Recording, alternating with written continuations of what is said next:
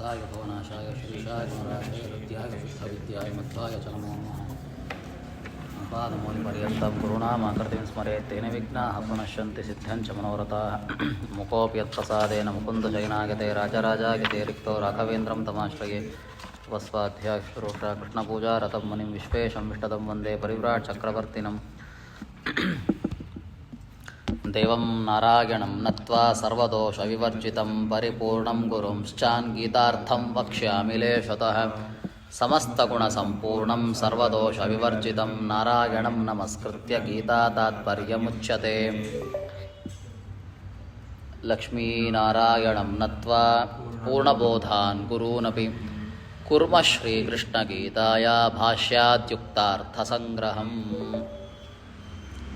ದ್ವಿತೀಯಾಧ್ಯಾಯದ 14ನೇ ಶ್ಲೋಕದ ಚಿಂತನೆ ನಡೀತಾ ಇತ್ತು.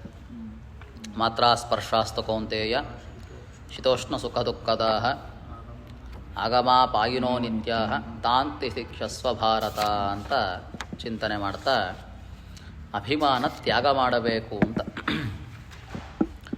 ಅಭಿಮಾನ ತ್ಯಾಗ ಮಾಡಿದ್ದಲ್ಲಿ ಸುಖ ಬಂದಾಗ ಹಿಗ್ಗುವಂತಹದ್ದು, ದುಃಖ ಬಂದಾಗ ಹುಕ್ಕುವಂತಂತೂ ಆಗುವುದಿಲ್ಲ ಅಂತ ಪರಮಾತ್ಮ ಹೇಳ್ತಾ ಇದ್ದಾನೆ. ಅದರಿಂದಾಗಿ ತಾನ್ ತಿತಿಕ್ಷಸ್ಸು, ಅದನ್ನು ವಿಫಲೀಕರಿಸಬೇಕು. ವಿಫಲೀಕರಿಸೋದು ಅಂದ್ರೆ ಅರ್ಥ ಏನು? ತಿತಿಕ್ಷಾ ಅಂದರೆ ಸಹನೆ ಅಂತ ಅರ್ಥ ಆಗ್ತದೆ. ಸಹನೆ ಅಂತ ಹೇಳ್ತಿಲ್ಲ ಪರಮಾತ್ಮ. ತಿತಿಕ್ಷಾ ಅಂದರೆ ದೂರೀಕರಿಸೋದು, ದೂರ ಮಾಡೋದು. ಯಾವುದನ್ನು ದೂರ ಮಾಡೋದು? ಸುಖ ಬಂದಾಗ ಹಿಗ್ಗೋದನ್ನು, ದುಃಖ ಬಂದಾಗ ಕುಗ್ಗೋದನ್ನು. ಹಾಗೆ ಮಾಡಲಿಕ್ಕೆ ಏನು ಮಾಡಬೇಕಾಗ್ತದೆ? ಅಭಿಮಾನದ ತ್ಯಾಗ. ದೇಹದ ಅಭಿಮಾನ, ವಿಷಯ ಪದಾರ್ಥದ ಅಭಿಮಾನದ ತ್ಯಾಗ ಅಂತ ಯಥಾಮತಿಯಾಗಿ ಅದರ ಚಿಂತನೆ ಮಾಡ್ತಾ ಬಂದಿದ್ದೇವೆ. ರಾಯರ ವಿವೃತ್ತಿಯನ್ನು ಸಹಿತ ಚಿಂತನೆ ಮಾಡ್ತಾ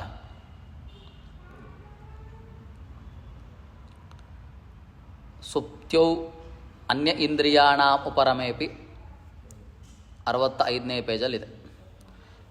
ತ್ವಗೀಂದ್ರಿಯಸ್ಯ ನೋಪರಮಃ ತಸ್ಯ ತದಾಪಿ ವಿಷಯಸನ್ನಿಕರ್ಷೋಸ್ತಿ ಇತಿ ಜ್ಞಾಪನೆ ಏವ ಇತರ ವಿಷಯ ಲಾಕ್ಷಣಿಕ ಶೀತೋಷ್ಣ ಪದ ಪ್ರಯೋಗ.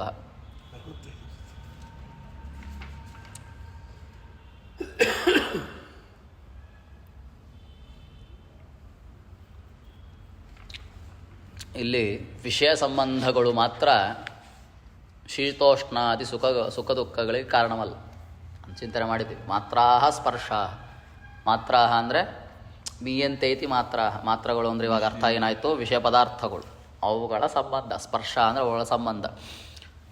ಅವುಗಳು ಮಾತ್ರ ಶೀತ ಉಷ್ಣಾದಿ ಅನುಭವಗಳನ್ನು ಕೊಟ್ಟು ಅದು ಸುಖ ದುಃಖಕ್ಕೆ ಕಾರಣವಾಗೋದಿಲ್ಲ ಅಂತ ಚಿಂತನೆ ಮಾಡ್ತಾ ನೋಡಿ. ವಿಷಯಗಳ ಸಂಬಂಧ ಇದೆ. ಸಂಬಂಧ ಇದ್ದರೂ ನಮಗೆ ಶೀತೋಷ್ಣಾದಿ ಸುಖ ದುಃಖಗಳಾಗಲ್ಲ. ಎಲ್ಲಿ? ಸುಪ್ತ್ಯಾದೋ ಅನ್ಯೇಂದ್ರಿಯಾಣ ಉಪರಮೇಪಿ ತ್ವಗೇಂದ್ರಿಯಸ್ಯ ನ ಉಪರಮಃ. ನಿದ್ರೆ ಮಾಡ್ತಾ ಇದ್ದೀವಿ. ನಿದ್ರೆ ಮಾಡ್ತಾ ಇದ್ದಾಗ ವಿಷಯ ಪದಾರ್ಥಗಳ ಸಂಪರ್ಕ ಆಗ್ತದೆ. ಉದಾಹರಣೆಗೆ ಕಣ್ಣು ಮುಚ್ಚಿರ್ತದೆ, ಬೇರೆ ಬೇರೆ ಇಂದ್ರಿಯಗಳು ಕೆಲಸ ಮಾಡದೇ ಇರ್ಬೋದು. ಅದೇ ತ್ವಗೇಂದ್ರಿಯದ ಕೆಲಸ ಆಗಲೂ ಇದೆಲ್ಲ, ಹೊದ್ಕೊಳ್ಳೋದೇ ಇರೋದು ಏನೋ ಹೀಗೆ ಬೇರೆ ಶಾಂತಗಳಾಗಿವೆ ಬೇರೆ ಇಂದ್ರಿಯಗಳು. ಬೇರೆ ಯಾವುದರ ಚಿಂತನೆ ಅದಕ್ಕಿಲ್ಲ ನಿದ್ರೆಯಲ್ಲಿ. ಏನೇ ನಾವು ಉಸಿರಾಡ್ತಾ ಇರ್ತೀವಿ, ಉಸಿರಾಟದಿಂದಾಗಿ ಗಂಧದ ಸಂಪರ್ಕ ಎಲ್ಲ ಆಗ್ತಾ ಇರ್ತದೆ. ಸಂಪರ್ಕ ಇದ್ದರೂ ಸಹಿತ ಅದರಿಂದ ಅನುಭವ ಇಲ್ಲ ನಮಗೆ. ಆದರೆ ತ್ವಗೇಂದ್ರಿಯದ ಅನುಭವ, ತ್ವಗೇಂದ್ರಿಯ ಅಲ್ಲಿ ಕೆಲಸ ಮಾಡ್ತಾ ಇರ್ತದೆ. ಆಗಲೂ ವಿಷಯ ಸಂಬಂಧ ಇರೋದರಿಂದ ನಮಗೇನಾಗಬೇಕಿತ್ತು? ಶೀತೋಷ್ಣಾದಿಗಳಾಗಬೇಕಿತ್ತು ಅಲ್ವಾ? ಶೀತೋಷ್ಣದ ಅನುಭವ ಆಗ್ತದ ಅಲ್ಲಿ? ಶೀತೋಷ್ಣದ ಅನುಭವವೂ ಆಗಲ್ಲ, ಅದರಿಂದ ಸುಖ ದುಃಖವೂ ಆಗಲ್ಲ. ಅನುಭವ ಆದರೆ ಸುಖ ದುಃಖ. ಆದ್ದರಿಂದಾಗಿ ತಸ್ಯ ತದಾಪಿ ವಿಷಯ ಸನ್ನಿಕರ್ಷೋ ಅಸ್ತಿ ಇತಿ ಜ್ಞಾಪನೆ ಏವ ಇತರ ವಿಷಯ ಲಾಕ್ಷಣಿಕ ಶೀತೋಷ್ಣ ಪದಪ್ರಯೋಗ. ಅದನ್ನು ತಿಳಿಸ್ಲಿಕ್ಕೇನೆ ಉಪಲಕ್ಷಣೆಯ ಇಲ್ಲಿ ಶೀತ ಉಷ್ಣಾದಿ ಶೀತೋಷ್ಣ ಸುಖ ದುಃಖದ ಅಂತ ಹೇಳಲಿಕ್ಕೆ ಶೀತ ಉಷ್ಣಗಳ ಹಾಗೇನೆ ಬೇರೆ ಬೇರೆ ಅನುಭವವನ್ನು ತೊಗೊಳ್ಬೇಕು. ಉಪಲಕ್ಷಣೆಯ ತೊಗೊಳ್ಬೇಕು. ಇತರ ವಿಷಯ ಲಾಕ್ಷಣಿಕ ಶೀತೋಷ್ಣ ಪದ ಪ್ರಯೋಗ. ಗೀತೆಯಲ್ಲಿ ಶೀತೋಷ್ಣ ಪದ ಅಂತ ಹೇಳ್ಯಾರ. ಅದರಂತೆ ಉಪಲಕ್ಷಣವಾಗಿ ಬೇರೆ ವಿಷಯಗಳನ್ನು ತೊಗೊಳ್ಬೇಕು. ತೊಗೊಂಡಾಗ ಏನಾಗ್ತದೆ? ತ್ವಗೇಂದ್ರಿಯಕ್ಕೆ ಸಂಪರ್ಕ ಅನಿವಾರ್ಯ. ಈಗ ತ್ವಗೇಂದ್ರಿಯ ತೊಗೊಳ್ಳೋಣ. ತ್ವಗೇಂದ್ರಿಯದಿಂದಾಗಿ ಏನೋ ಆಗ್ತಾ ಇರ್ತದೆ ನಿದ್ರೆಯಲ್ಲಿ, ಆದರೂ ಅದರ ಜ್ಞಾನ ಬರಲ್ಲ. ಅದರಿಂದ ಅರ್ಥ ಏನಾಗ್ತದೆ? ಅಭಿಮಾನ ಬೇಕು. ಅಂದರೆ ಅರ್ಥ ಏನಾಗ್ತದೆ, ಕೇವಲ ವಿಷಯ ಪದಾರ್ಥಗಳ ಸಂಪರ್ಕ ಇದ್ದ ಕೂಡಲೇ ನಮಗೆ ಸುಖ ದುಃಖಗಳಾಗ್ತದೆ ಅಂತಿಲ್ಲ. ಅಲ್ಲಿ ತ್ವಗೀಂದ್ರಿಯದ ವಿಷಯ ಸಂಪರ್ಕ ಇದೆ, ಆದರೆ ಸುಖ ದುಃಖ ಆಗ್ತಾ ಇಲ್ಲ. ಅಂದರೆ ಅರ್ಥ ಏನಾಗ್ತದೆ, ಅಭಿಮಾನ. ಕೃಷ್ಣ ಪರಮಾತ್ಮ ಶೀತೋಷ್ಣ ಸುಖ ದುಃಖದಾಹ ಅಂತ ಹೇಳುವ ಮುಖಾಂತರವಾಗಿ ಉಪಲಕ್ಷಣವ ಬೇರೆ ಬೇರೆ ಇಂದ್ರಿಯದಿಂದ ಆಗುವಂತಹ ಸುಖ ದುಃಖಗಳನ್ನು ತೊಗೊಳ್ಬೇಕು, ಅನುಭವ ತೊಗೊಳ್ಬೇಕು. ಅದರ ನಿದ್ರೆಯಲ್ಲಿ ತ್ವಗೇಂದ್ರಿಯದ ವಿಷಯ ಸಂಪರ್ಕ ಆಗ್ತಾ ಇರ್ತದೆ, ತ್ವಗೇಂದ್ರಿಯ ಇರಲೇಬೇಕಲ್ಲ. ಯಾಕೆ ಆಗ್ತಿಲ್ಲ? ಅಭಿಮಾನ ಇಲ್ಲ ನಮಗೆ. ನಿದ್ರೆಯಲ್ಲಿ, ಮೂರ್ಛಾವಸ್ಥೆಯಲ್ಲಿ, ಅಸಂಯೋಗ ಸಮಾಧಿ ಸ್ಥಿತಿಯಲ್ಲಿ ಅಭಿಮಾನ ಇಲ್ಲ. ಆದ್ದರಿಂದಾಗಿ ಸುಖ ದುಃಖಗಳಿಗೆ ಯಾವುದು ಕಾರಣ? ಅಭಿಮಾನ. ದೇಹಾದಿಗಳ ಅಭಿಮಾನ, ವಿಷಯ ಪದಾರ್ಥಗಳ ಅಭಿಮಾನ. ಇದು ನನ್ನದು ಅಂತ, ಇದು ನಾನು ಅಂತ ದೇಹಾದಿಗಳ ಅಭಿಮಾನ, ನನ್ನದು ಅಂತ ದೇಹಾದಿಗಳ ಅಭಿಮಾನ. ಇದು ಸುಖ ದುಃಖಕ್ಕೆ ಕಾರಣವಾಗ್ತದೆ ಅಂತ ತಿಳಿಸಿ ನಂತರ ಎರಡು ವಿಷಯ ಇತ್ತು. ಆಗಮಾಪಾಯಿನೋ ಅನಿತ್ಯಾಹ ಅಂತ. ಯಾಕೆ ಅದನ್ನು ಹೇಳ್ತಾ ಇದ್ದಾರೆ? ಎರಡು ಒಂದೇ ರೀತಿ ಕಾಣಿಸ್ತದೆ. ಆಗಮಾಪಾಯಿನಃ ಅನಿತ್ಯ. ಆಗಮಾಪಾಯಿನ ಅಂದರೆ ಆಗಾಗ ಬಂದು ಹೋಗುವಂತಹದ್ದು ಅಂತ. ಇದನ್ನು ಎರಡು ರೀತಿ ಉದಾಹರಣೆ ಹೇಳ್ಬೋದು. ಆಗಮಾಪಾಯಿನಃ, ಬಹಳ ವಿಷಯ ಹೇಳ್ತಾರೆ, ಅದನ್ನು ಸ್ವಲ್ಪ ಹಾಗೆ ತಾತ್ಪರ್ಯ ರೀತಿಯ ಚಿಂತನೆ ಮಾಡ್ತಾ ಹೋಗೋಣ. ಆಗಮಾಪಾಯಿನಃ ಅನಿತ್ಯಾಹ, ಆಗಾಗ ಬಂದು ಹೋಗುವಂತಹದ್ದು ಅನಿತ್ಯವೂ ಕೂಡ. ಅದನ್ನು ತಡ್ಕೊಳ್ಳಿಕ್ಕಾಗ್ತದೆ. ಯಾವುದನ್ನು ಆಗಲ್ಲ ಅಂದರೆ ನಿತ್ಯವಾಗಿರಬೇಕು, ಯಾವಾಗಲೂ ಇರಬೇಕು, ನಿತ್ಯವಾಗಿರಬೇಕು. ಅದನ್ನು ಅದೇಂಗ್ರಿ ಸಹಿಸ್ಲಿಕ್ಕಾಗ್ತದೆ ಅಂತ ಕೇಳ್ಬೋದು. ಯಾವಾಗಲೂ ಇರ್ತದಲ್ಲ, ಸಹಿಸ್ಲಿಕ್ಕೆ ಆಗೋದಿಲ್ಲ, ಅದನ್ನು ಬಿಡ್ಲಿಕ್ಕಾಗೋದಿಲ್ಲ, ಸಹಿಸೋದನ್ನು ಆಗೋದಿಲ್ಲ ಅಂತ. ಆದರೆ ಇದು ಆಗಾಗ ಬಂದು ಹೋಗುತ್ತದನ್ನು, ಅನಿತ್ಯವಾದದನ್ನು ನಾವು ತಳಿಲಿಕ್ಕಾಗ್ತದೆ. ಯಾವುದು? ಸುಖ ದುಃಖಗಳು ಯಾವಾಗಲೂ ಇರ್ತದ ಎಲ್ಲ. ಇದರ ಉದಾಹರಣೆ ಎರಡು ರೀತಿ ಹೇಳ್ಬೋದು. ಗಂಗಾ ಪ್ರವಾಹ ಸ್ವಲ್ಪ ಹಿಂದಿನ ಕ್ಲಾಸ್ನಲ್ಲಿ ಚಿಂತನೆ ಮಾಡಿದ್ದೇವೆ. ರಾಯರು ಹೇಳಿದಾಗೆ ಚಿಂತನೆ ಮಾಡ್ತಾ ಇದ್ದೇವೆ, ಮತ್ತು ರಾಯರ ವಾಕ್ಯವನ್ನು ಇಟ್ಕೊಂಡು ಚಿಂತನೆ ಮಾಡ್ತಾ ಇದ್ದೀವಿ. ಇವಾಗ ಏನು ಗಂಗಾ ಪ್ರವಾಹ ಇದೆ. ಇವಾಗ ಗಂಗಾ ಪ್ರವಾಹ ಅದು ಆಗಮಾಪಾಯಿ. ಯೋಚನೆ ಮಾಡಿ ಹೇಗೆ ಅಂದರೆ, ಗಂಗೆಯ ಪ್ರವಾಹ ನಿತ್ಯ, ಆದರೆ ಅದರ ಕಣ ಅನಿತ್ಯ. ಅದರ ಕಣಗಳು, ಒಂದು ಕಣ ಹೋಗಿ ಇನ್ನೊಂದು ಕಣ ಬರ್ತದೆ, ಅದರ ಪ್ರವಾಹ ಒಂದೇ ಥರವಾಗಿರುತ್ತೆ. ಹಾಗಲ್ಲ. ಒಂದು ವೇಳೆ ಹಾಗಾಗಿದ್ದರೆ ಇಲ್ಲಿ ನಮಗೆ ಪ್ರಾಬ್ಲಮ್ ಆಗ್ತಾಯಿತ್ತು. ಅದು ಆಗಮಾಪಾಯಿಯಾಗಿದ್ದು ನಿತ್ಯವಾಗಿತ್ತದು. ಹಾಗಲ್ಲ, ಇದು ಆಗಮಾಪಾಯಿಯಾಗಿ ಅನಿತ್ಯ ಆಗಬೇಕು. ಆಗಿದೆ ಯಾವುದು? ನಮಗೆ ಆಗುವಂತಹ ಸುಖ ದುಃಖಗಳು, ವಿಷಯ ಸಂಪರ್ಕದಿಂದ ಆಗುವಂತಹ ಸುಖ ದುಃಖಗಳು. ಯೋಚನೆ ಮಾಡಿ. ಮತ್ತು ಅದಕ್ಕೆ ಗಂಗಾ ಪ್ರವಾಹದ ಹಾಗೆ ಅಲ್ಲ ಅದು, ಮತ್ತು ಇನ್ಯಾವ ಥರ? ಮುತ್ತಗದ ಮರದ ಹೂವಿನ ಹಾಗೆ. ಅಂದರೆ ಯಾವುದೋ ಸೀಸನ್ ಹೂವು ಅಂತ ತಗೊಳ್ಳಿ. ರಾಯರು ಹೇಳೋದು ಮುತ್ತಗದ ಮರದ ಹೂ, ಅದು ಸೀಸನ್ನಿಗೆ ಮಾತ್ರ ಬರೋದು. ಯಾವಾಗಲಿರ್ತದ ಅದು? ಆಗಮಾಪಾಯಿ, ಸೀಸನ್ನಿಗೆ ಮಾತ್ರ ಬರೋದು, ಬೇರೆ ಕಾಲದಲ್ಲಿ ಬರೋದಲ್ಲ. ಅನಿತ್ಯ. ನಿತ್ಯವಾಗಿ ಕಾಣ್ತದ? ಇಲ್ಲ, ಅನಿತ್ಯ. ಹೀಗೆ ಅದರಂತೆ ನಮ್ಮ ವಿಷಯ ಸಂಪರ್ಕ, ಇಂದ್ರಿಯಕ್ಕಾಗುವಂತಹ ವಿಷಯ ಸಂಪರ್ಕ, ಅದರಿಂದ ಆಗುವಂತಹ ಸುಖ ದುಃಖಗಳು ಸಹಿತ ಆಗಮಾಪಾಯಿ ಮತ್ತು ಅನಿತ್ಯ. ನೋಡಿ, ಯಾವಾಗಲೂ ಆಗಲ್ಲ. ಯಾವಾಗ? ನಿದ್ರೆಯಲ್ಲಿ ಅಥವಾ ಮೂರ್ಛಾವಸ್ಥೆಯಲ್ಲಿ, ಸಮಾಧಿಗತವಾದಂಥ ಅವಸ್ಥೆ, ಧ್ಯಾನಾವಸ್ಥೆಯಲ್ಲಿ ಆಗೋದಿಲ್ಲ. ಅದನ್ನು ತಿಳಿಸ್ಲಿಕ್ಕೇನೆ ಗಂಗಾ ಪ್ರವಾಹದ ಹಾಗೆ ಅನಿತ್ಯ ಅಂತಲ್ಲ ಚಿಂತನೆ. ಮತ್ತಿನ್ಯಾವ ಥರ? ಹೂವಿನ ಹಾಗೆ, ಮುತ್ತಗದ ಮರದ ಸೀಸನ್ನಲ್ಲಿ ಬೆಳೆಯುವಂತಹ ಹೂವಿನ ಹಾಗೆ ಅಂತ ತಿಳಿಸ್ತಾ. ಆಗಮಾಪಾಯಿತ್ವಂ ಚ ಅತ್ರ ಗಂಗೋದಕಸ್ಯೇವ ಪ್ರವಾಹತಃ ನಿತ್ಯತ್ವೇಪಿ ವ್ಯಕ್ತಿಸ್ವರೂಪೇಣ ಅನಿತ್ಯತ್ವಂ ಚ ನ ವಿವಕ್ಷಿತಂ. ಗಂಗಾ ಪ್ರವಾಹದಂತಹ ಹಾಗೆ ಇದನ್ನು ತೊಳೋದಲ್ಲ. ಯಾಕಂದರೆ ಗಂಗಾ ಪ್ರವಾಹ ನಿತ್ಯ ಆಗ್ತದೆ. ಕಣ ನಿತ್ಯ ಆಗಬಹುದು, ಆದರೆ ಪ್ರವಾಹ ನಿತ್ಯ. ಮಾತ್ರ ಸ್ಪರ್ಶಾನಾಂ ಸುಖಾದಿತ್ವೇ ತದಯೋಗಾತ್. ಆದರೆ ಗಂಗಾ ಪ್ರವಾಹದ ಹಾಗೆ ತೊಗೊಂಡ್ವಿ ತಿಳ್ಕೊಳ್ಳಿ. ಗಂಗಾ ಪ್ರವಾಹ ನಿತ್ಯ, ಅದರ ಹಾಗೆ ವಿಷಭೋಗ ನಿತ್ಯವಾಗಿ ಆಗ್ತದೆ ನಮಗೆ. ನಿದ್ರಾವಸ್ಥೆಗಳಲ್ಲಿ ಆಗೋದಿಲ್ಲ. ಅದನ್ನು ತಡಿಬೇಕು ನಾವು. ಅದನ್ನು ತಡಿಲಿಕ್ಕೇನೆ ಆ ಗೀತಾಚಾರ್ಯ ತಾನೇನು ಮಾಡ್ತಾ ಇದ್ದಾನೆ, ಒಂದೇ ವಿಷಯ ಹೇಳ್ತಾ ಇಲ್ಲ. ಆಗಮಾಪಾಯಿನೋ ಅನಿತ್ಯ ಅಂತ ಎರಡನೇ ವಿಷಯ ಹೇಳ್ತಾರೆ. ಎರಡು ವಿಷಯ ಕೇಳಬೇಕಿತ್ತು. ಅನಿತ್ಯ ಅಂದರೆ ಸಾಕಾಗಿತ್ತು. ಆಗಮಾಪಾಯಿ ಅಂದರೆ ಗೊತ್ತಾಗ್ತದೆ, ಆಗಾಗ ಬಂದು ಹೋಗೋದು ನಿತ್ಯ ಅಲ್ಲ, ನಮಗೆ ಗೊತ್ತು, ಸಾಮಾನ್ಯ ಜನರಿಗೆ ಬುದ್ಧಿ ಗೊತ್ತು. ಮತ್ತೆ ಅನಿತ್ಯ ಅಂತ ಕೇಳಬೇಕು. ಆಗಮಾಪಾಯಿನೋ ಅಂತ ಅಷ್ಟೇ ಹೇಳ್ಬಿಟ್ಟಿದ್ರೆ ಗಂಗಾ ಪ್ರವಾಹದ ಹಾಗೆ ಅಂತ ತಿಳ್ಕೊಂಡ್ಬಿಡ್ತಿದ್ದ. ಅದು ನಿತ್ಯ ಪ್ರವಾಹ ಅದು. ಹಾಗಾಗಿ ನಮಗೆ ವಿಷಯಭೋಗ ನಿತ್ಯ ಆಗಬೇಕಿತ್ತು. ನಿತ್ಯ ಆಗೋದಿಲ್ಲ, ನಿದ್ರಾವಸ್ಥೆ ಇದೆಲ್ಲ ಆಗೋದಿಲ್ಲ. ಅದನ್ನು ತಡಿಲಿಕ್ಕೇನೆ, ಅದನ್ನು ತಿಳಿಸ್ಲಿಕ್ಕೇನೆ ಅನಿತ್ಯ ಅಂತ ಮತ್ತೊಂದು ಪದ ತಿಳಿಸ್ದ ಅಂತ ಬಿಡಿಸಿ ಹೇಳ್ತಾರೆ ನೋಡಿ. ಯಾಕೆ ಈ ಪದ ಹೇಳಬೇಕು, ಈ ಪದ ಯಾಕೆ ಹೇಳಬೇಕು? ವೇದಾಂತದ ಚಿಂತನೆ. ತಥಾತ್ವೇ ಸುಪ್ತ್ಯಾದೋ ಸತ್ವೇನ ಅಭಿಮಾನಸ್ಯ ಪ್ರಾಕೃತ ಅನ್ವಯ ವ್ಯತಿರೇಕೋಕ್ತ ಯೋಗೋಗಾತ್ ಅರ್ಜುನಸ್ಯ ಅಭಿಮಾನ ನಿವರ್ತನ ಬೋಧಾನ್ ಅನುಪಯೋಗಾಚ್ಚ.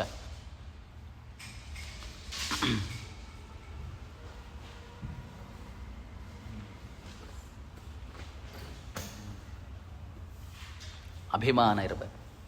ಅಭಿಮಾನವಿದ್ದಲ್ಲಿ ಮಾತ್ರ ಸುಖ ದುಃಖಗಳಾಗ್ತದೆ. ಅಭಿಮಾನ ಇಲ್ಲದೆ ಹೋದರೆ ಸುಖ ದುಃಖದ ಅನುಭವ ಆಗೋದಿಲ್ಲ. ಸೊ ಕಾರಣ ಯಾವುದಾಗ್ತದೆ ಸುಖ ದುಃಖಗಳಿಗೆ? ವಿಷಯಗಳ ಸಂಪರ್ಕ ಮಾತ್ರವಲ್ಲ, ವಿಷಯ ಸಂಪರ್ಕದಿಂದ ಉಂಟಾಗುವಂತಹ ಅಭಿಮಾನ. ನೋಡಿ, ವಿಷಯ ಸಂಪರ್ಕದಿಂದ ಅಭಿಮಾನ ಎಲ್ಲಾಗ್ತದೆ? ಎಚ್ಚರಾವಸ್ಥೆಯಲ್ಲಿ, ನಿದ್ರಾವಸ್ಥೆಯಲ್ಲಿ ಇರೋದಿಲ್ಲ. ಸೊ ಎರಡೂ ಕಾರಣ ಆಯಿತು. ವಿಷಯ ಸಂಪರ್ಕ, ಆ ಸಂಪರ್ಕದಿಂದ ಉಂಟಾಗುವಂತಹ ಅನುಭವದ ಅಭಿಮಾನ, ಇದು ನನ್ನ ಸುಖ, ಅದರಿಂದ ನಮಗೆ ಪ್ರೀತಿ, ಇದಲ್ಲ ಕಾಮಾದಿಗಳು. ಇದು ನನ್ನ ದುಃಖ, ನನಗಾಗ್ತಾ ಇರೋ ದುಃಖ ಅಂತ ಅದರಿಂದ ವೈಷಮ್ಯ ಅಂದರೆ ಕ್ರೋಧಾದಿಗಳು, ದ್ವೇಷಾದಿಗಳು. ಸೊ ಅಭಿಮಾನವೇ ಮುಖ್ಯ ಕಾರಣ. ಅದನ್ನು ಏನು ಮಾಡ್ಬೋದು? ಸಹನೆ ಮಾಡ್ಬೋದು. ಸಹನೆ ಅಂದರೆ ತ್ಯಾಗ. ತ್ಯಾಗ ಅಲ್ಲ, ಮತ್ತೆ ಇಲ್ಲ ಅರ್ಥ. ತ್ಯಾಗ ಮಾಡ್ಲಿಕ್ಕೆ ಆಗ್ತದೆ ಅಭಿಮಾನವನ್ನು. ತ್ಯಾಗ ಮಾಡೋ ಅಭಿಮಾನ ಅಂದರೆ ಸಹಿಸಿಕೊಳ್ಳೋದು, ಅಂದರೆ ಅದನ್ನು ದೂರ ಮಾಡ್ಬೋದು. ಅಭಿಮಾನ ತ್ಯಾಗ ಅಂದ್ರೆ ಅರ್ಥ ಇಲ್ಲಿ ತಡೆದುಕೊಳ್ಳೋದು. ಅಭಿಮಾನವನ್ನು ತ್ಯಾಗ ಮಾಡಲಿಕ್ಕೆ ಆಗೋದೇ ಇಲ್ಲ. ಯೋಚನೆ ಮಾಡಿ. ತ್ಯಾಗ ಅಂದರೆ ಹಂಗಾದ್ರೆ ಏನು ಮಾಡಬೇಕು? ಕೈ ಕಾಲು ಕಟ್ ಮಾಡ್ಕೊಂಡ್ಬಿಡ್ಬೇಕು ಅಂತ. ಕಣ್ಣಿಂದ ತಾನೇ ಇದಾಗ್ತದೆ, ಕೈಯಿಂದ ತಾನೇ ನಮಗೆ ಇದಾಗ್ತದೆ, ಮೂಗಿಂದ ತಾನೇ ನಮಗೆ ಅದರ ಕಟ್ ಮಾಡ್ಕೊಂಡ್ಬಿಡೋದು, ಮುಗಿದೋಯ್ತು ಅಂತ ತಡೆದುಕೊಳ್ಬೋದು. ಹೀಗೆ ಅದರ ಚಿಂತನೆಯನ್ನು ರಾಯರು ಸಹಿತ ತಿಳಿಸ್ತಾರೆ. ಶೀತೋಷ್ಣ ಸುಖ, ಮುಂದೆ ಅದನ್ನು ಅರ್ಥವನ್ನು ಬಿಡಿಸ್ತಾರೆ. ಶೀತೋಷ್ಣ ಸುಖ ದುಃಖದ ಮಾತ್ರಾಸ್ಪರ್ಶಾ ಅನಿತ್ಯ, ಅದು ಅನಿತ್ಯ. ವಿಷಯ ಪದಾರ್ಥದಿಂದ ಆಗುವಂತಹ ಶೀತೋಷ್ಣ ಅನುಭವಗಳು ಅದು ಅನಿತ್ಯ. ಪ್ರವಾಹತೋಪಿ ಅನಿತ್ಯ. ಕೇವಲ ಅನಿತ್ಯ ಮಾತ್ರವಲ್ಲ, ಪ್ರವಾಹತವೂ ಅನಿತ್ಯ. ಹೇಗೆ? ಗಂಗೋದಕದ ಹಾಗೆ, ಗಂಗಾ ಪ್ರವಾಹದ ಹಾಗೆ ಅಲ್ಲ, ಮುತ್ತಕದ ಮರದ ಹೂವಿನ ಹಾಗೆ. ತತೇಷಾಂ ಸುಖಾದಿತ್ವಂ ಪ್ರವಾಹತೋಪಿ ಅನಿತ್ಯಂ. ಅದರಿಂದ ಆಗುವಂತಹ ಸುಖಾದಿಗಳು ಮತ್ತಿನೇನು? ಅನಿತ್ಯ. ಅನಿತ್ಯವಾದದನ್ನು ತಡ್ಕೊಳ್ಬೋದು ನಾವು, ನಿತ್ಯವಾಗಿದ್ರೆ ಮಾತ್ರ ಕಷ್ಟ. ಯತಃ ಅತಃ ಅನ್ವಯ ವ್ಯತಿರೇಕಾಭ್ಯಾಂ ಅಭಿಮಾನಯುತ ಏವ ಸುಖಾದಿತ ಇತ್ಯರ್ಥ. ಅದರಿಂದ ಅಭಿಮಾನದಿಂದನೇ ಸುಖ ದುಃಖಗಳು ಆಗೋದ್ರಿಂದಾಗಿ, ಅಭಿಮಾನ ಇಲ್ಲದೆ ಹೋದಲ್ಲಿ ನಿದ್ರಾವಸ್ಥೆಗಳಲ್ಲಿ ನಮಗೆ ಸುಖ ದುಃಖದ ಅನುಭವ ಆಗೋದೇ ಇಲ್ಲ. ಆದ್ದರಿಂದ ಇಂತಹ ಅಭಿಮಾನ, ದೇಹಾದಿಗಳ ಅಭಿಮಾನವನ್ನು ನಾವು ಬಿಟ್ಟರೆ, ಅಂದರೆ ತಿತಿಕ್ಷ ಮಾಡಿಕೊಂಡ್ರೆ, ಅಂದರೆ ಬಿಟ್ಟರೆ ನಮಗೆ ಅದರಿಂದ ದೂರ ಉರಲಿಕ್ಕೆ ಸಾಧ್ಯ ಅಂತ ವಿಶೇಷವಾಗಿ ತಿಳಿಸ್ತಾರೆ. ಹೀಗೆ 14ನೇ ಶ್ಲೋಕದ ಭಾವವನ್ನು ಹೇಳಿ ಮುಗಿಸ್ತಾರೆ. ಅಭಿಮಾನಹೀನ ಮಾತ್ರಾಸ್ಪರ್ಶಾನಾಂ ಸುಖಾದಿತ್ವಾಭಾವಾತ್ ಅಭಿಮಾನ ತ್ಯಾಗೇನ ತನ್ಮಾತ್ರಾಸ್ಪರ್ಶಾನ್ ಸ್ಥಿತಿಕಶ್ವ ವಿಫಲೀಕರು. ನೋಡಿ, ಬಿಡಿಸಿ ಹೇಳಿಬಿಟ್ರಿ. ಇವಾಗ ಅಭಿಮಾನ ತ್ಯಾಗ ಮಾಡಿಬಿಟ್ರೆ ಅಭಿಮಾನದಿಂದ ಬರುವಂತಹ ಸುಖ ದುಃಖಗಳನ್ನು ತಡೆದುಕೊಳ್ಬೋದು, ಅದನ್ನು ದೂರ ಮಾಡ್ಬೋದು. ಸುಖ ಆಗಲಿ ದುಃಖ ಆಗಲಿ ಅದನ್ನು ಒಂದೇ ಪ್ರಕಾರವಾಗಿ ನೋಡ್ಬೋದು. ಅದನ್ನು ಮುಂದೆ ಬಿಡಿಸ್ತಾರೆ, ಮುಂದಿನ ಶ್ಲೋಕದಲ್ಲಿ ಬಿಡಿಸಿ ಹೇಳ್ತಾರೆ. ಅದನ್ನು ಅಂದ್ರೆ ಅರ್ಥ ಏನು? ತಿತಿಕ್ಷಸ್ವ ಅಂದರೆ ತ್ಯಾಗ ಮಾಡುವಂತಲ್ಲ ಅರ್ಥ. ರಾಯರು ಬಿಡಿಸ್ತಾರೆ ನೋಡಿ. ಸುಖ ದುಃಖಾದಿದ ಯಥಾ ನ ಭವತಿ ತಥಾ ಕುರು. ಸುಖ ದುಃಖಗಳು ಹೇಗೆ ಆಗಬಾರದೋ ನಿನಗೆ ಹಾಗೆ ಮಾಡಬೇಕು, ಅಂದರೆ ಸಮಾನವಾಗಿ ನೋಡಿಕೋ ಅದನ್ನು. ನಹಿ ಅಭಿಮಾನಂ ವಿನಾ ಕೃತಃ ಮಾತ್ರಾಸ್ಪರ್ಶರೂಪ ಸಾಮಗ್ರೇಕದೇಶ ಸುಖಾದಿದಾನೆ ಶಕ್ತೋ ಭವತಿ ಇತ್ಯರ್ಥಃ. ಅಭಿಮಾನ ಇಲ್ಲದೆ ಹೋದರೆ ಮಾತ್ರಾಸ್ಪರ್ಶಗಳು ನಮಗೇನೂ ಮಾಡಲಿಕ್ಕೆ ಆಗೋದಿಲ್ಲ. ವಿಷಯ ಸಂಬಂಧ ಇರಲಿ ಇಲ್ಲದೆ ಹೋಗಲಿ, ಅಭಿಮಾನ ಇಲ್ಲದೆ ಹೋದರೆ ಸಾಕು, ಅದನ್ನು ನಾವು ತಡ್ಕೊಳ್ಳಿಕ್ಕೆ ಆಗ್ತದೆ ಅಂತ.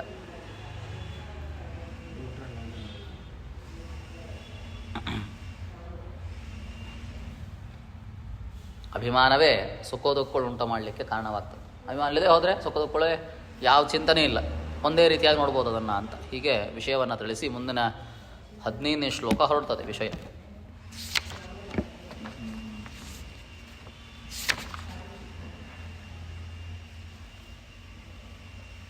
ಯಂ ಹಿ ನ ವ್ಯಥಯಂತ್ಯೇತೆ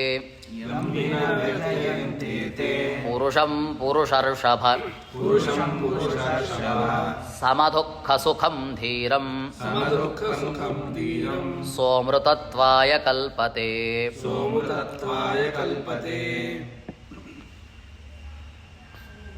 ಹೀಗೆ ಹೇಳಿಬಿಟ್ರೆ, ಅಭಿಮಾನ ತ್ಯಾಗ ಮಾಡಿದ್ರೆ, ಆದರೆ ಅಭಿಮಾನವನ್ನು ದೂರ ಮಾಡಿಕೊಂಡರೆ ಸುಖ ದುಃಖಗಳು ನಮಗೇನನ್ನೂ ಮಾಡಲಿಕ್ಕೆ ಸಾಧ್ಯವಿಲ್ಲ. ಅಂದರೆ ಅಭಿಮಾನವನ್ನು ದೂರ ಮಾಡಬೇಕು ಅಂತಾಯ್ತು. ಅಭಿಮಾನವನ್ನು ತಿತಿಕ್ಷ, ದೂರ ಮಾಡು. ಅಭಿಮಾನವೇ ಸುಖ ದುಃಖಕ್ಕೆ ಕಾರಣ ಅಂತ ಪರಮಾತ್ಮ ಒಟ್ಟಾರೆಯಾಗಿ 14ನೇ ಶ್ಲೋಕದ ಚಿಂತನೆ ಹೀಗಾಗ್ತದೆ. ಅಭಿಮಾನವನ್ನು ದೂರ ಮಾಡಿಬಿಟ್ರೆ ಸುಖ ದುಃಖಗಳು ನಮಗಾಗೋದಿಲ್ಲ. ಮನೆ ಹೊಡಿಲಿ, ಮನೆ ಹೊಡಿದೇ ಹೋಗಲಿ, ಯಾರ್ದೋ ಆದದ್ದಲ್ಲಿ ನಮಗೆ ಚಿಂತನೆ ಇಲ್ಲದೆ ಹೋದರೆ ನಮಗೆ ಅಭಿಮಾನನೇ ಇಲ್ಲ. ಅಭಿಮಾನ ಇಲ್ಲದೆ ಹೋದರೆ ಅವರು ಹೊಡಿಲಿ ಬಿಡಲಿ ನಮಗೇನಾಗ್ತದೆ? ಅಭಿಮಾನ ಇದ್ಬಿಟ್ರೆ ಮನೆ ಹೊಡಿಬೇಕಾರೆ ಅಯ್ಯೋ ನಮ್ಮದು ಅಂತ ಆಗ್ತದೆ. ಅದ್ರ ಅಭಿಮಾನ ಕಾರಣ ಆಯಿತು.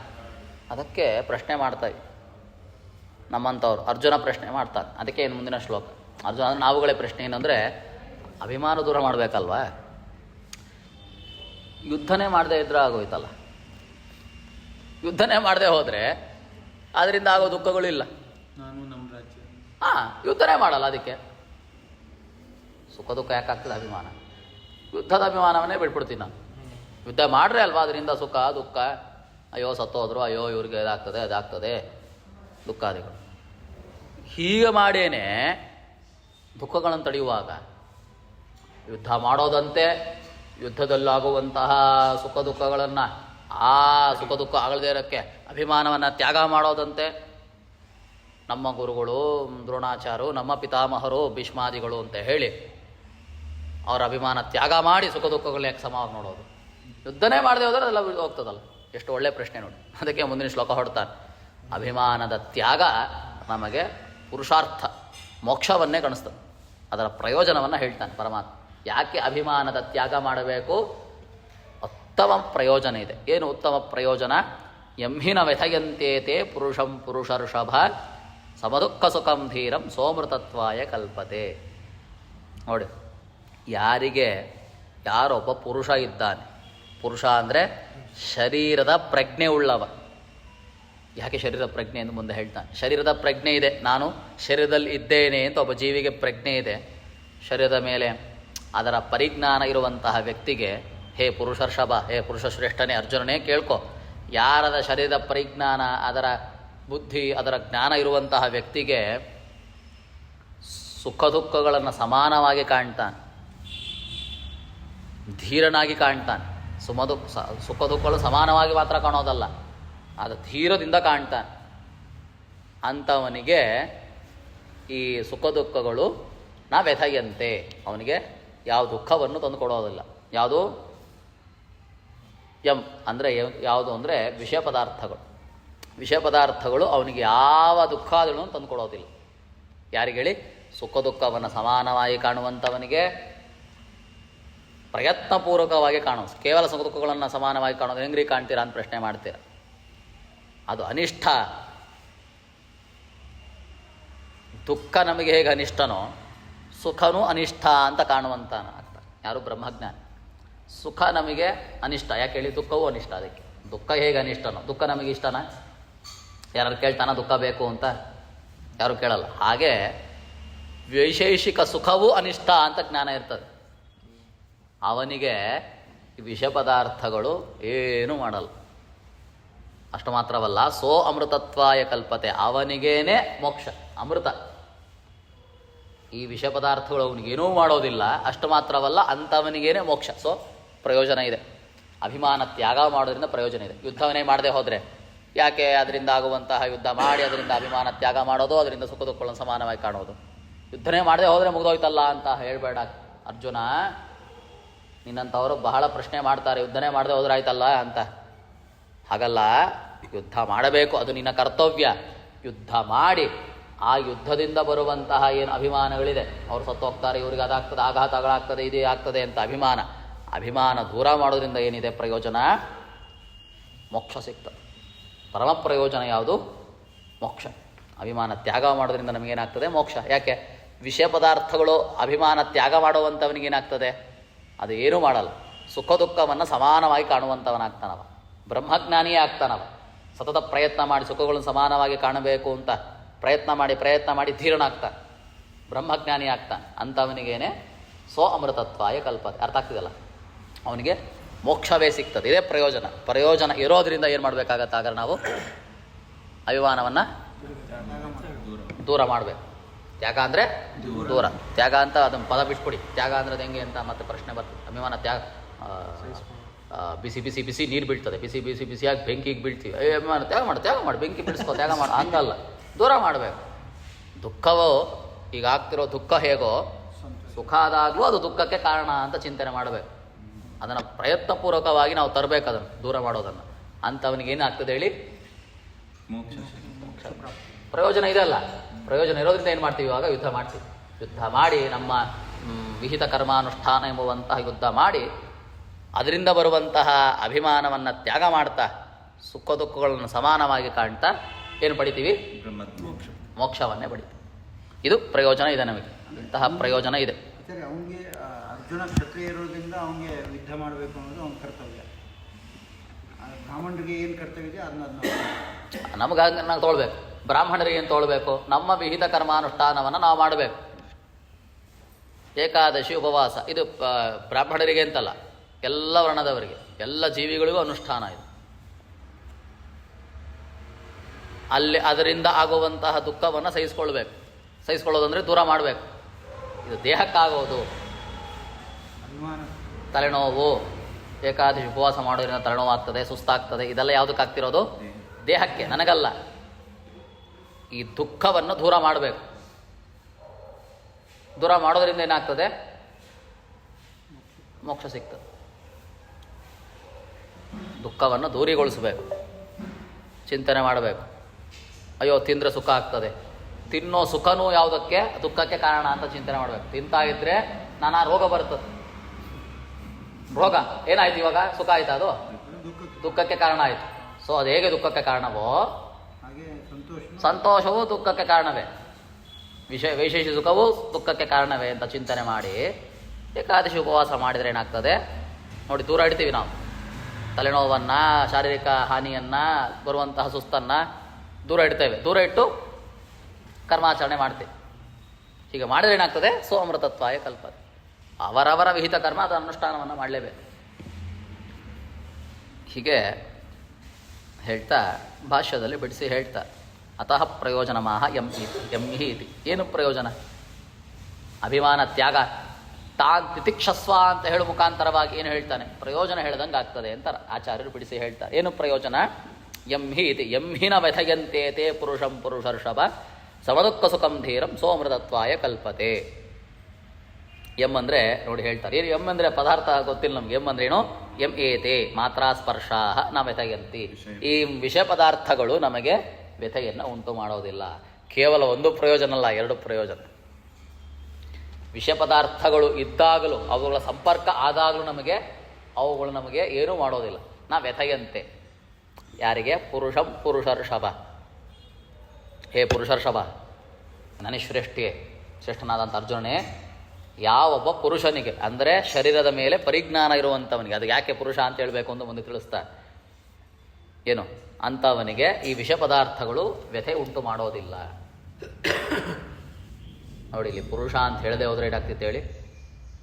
ವಿಷ ಪದಾರ್ಥಗಳು ಇದೆ, ವಿಷ ಪದಾರ್ಥಗಳ ಸಂಪರ್ಕ ಇದ್ದರೂ ವ್ಯಥೆ ಉಂಟು ಮಾಡೋದಿಲ್ಲ. ಯಾರಿಗೆ ಹೇಳಿ? ನಿದ್ರಾವಸ್ಥೆಯಲ್ಲಿರೋನಿಗೆ, ಮೂರ್ಛೆ ಅಥವಾ ಶವ ಒಂದಿದೆ,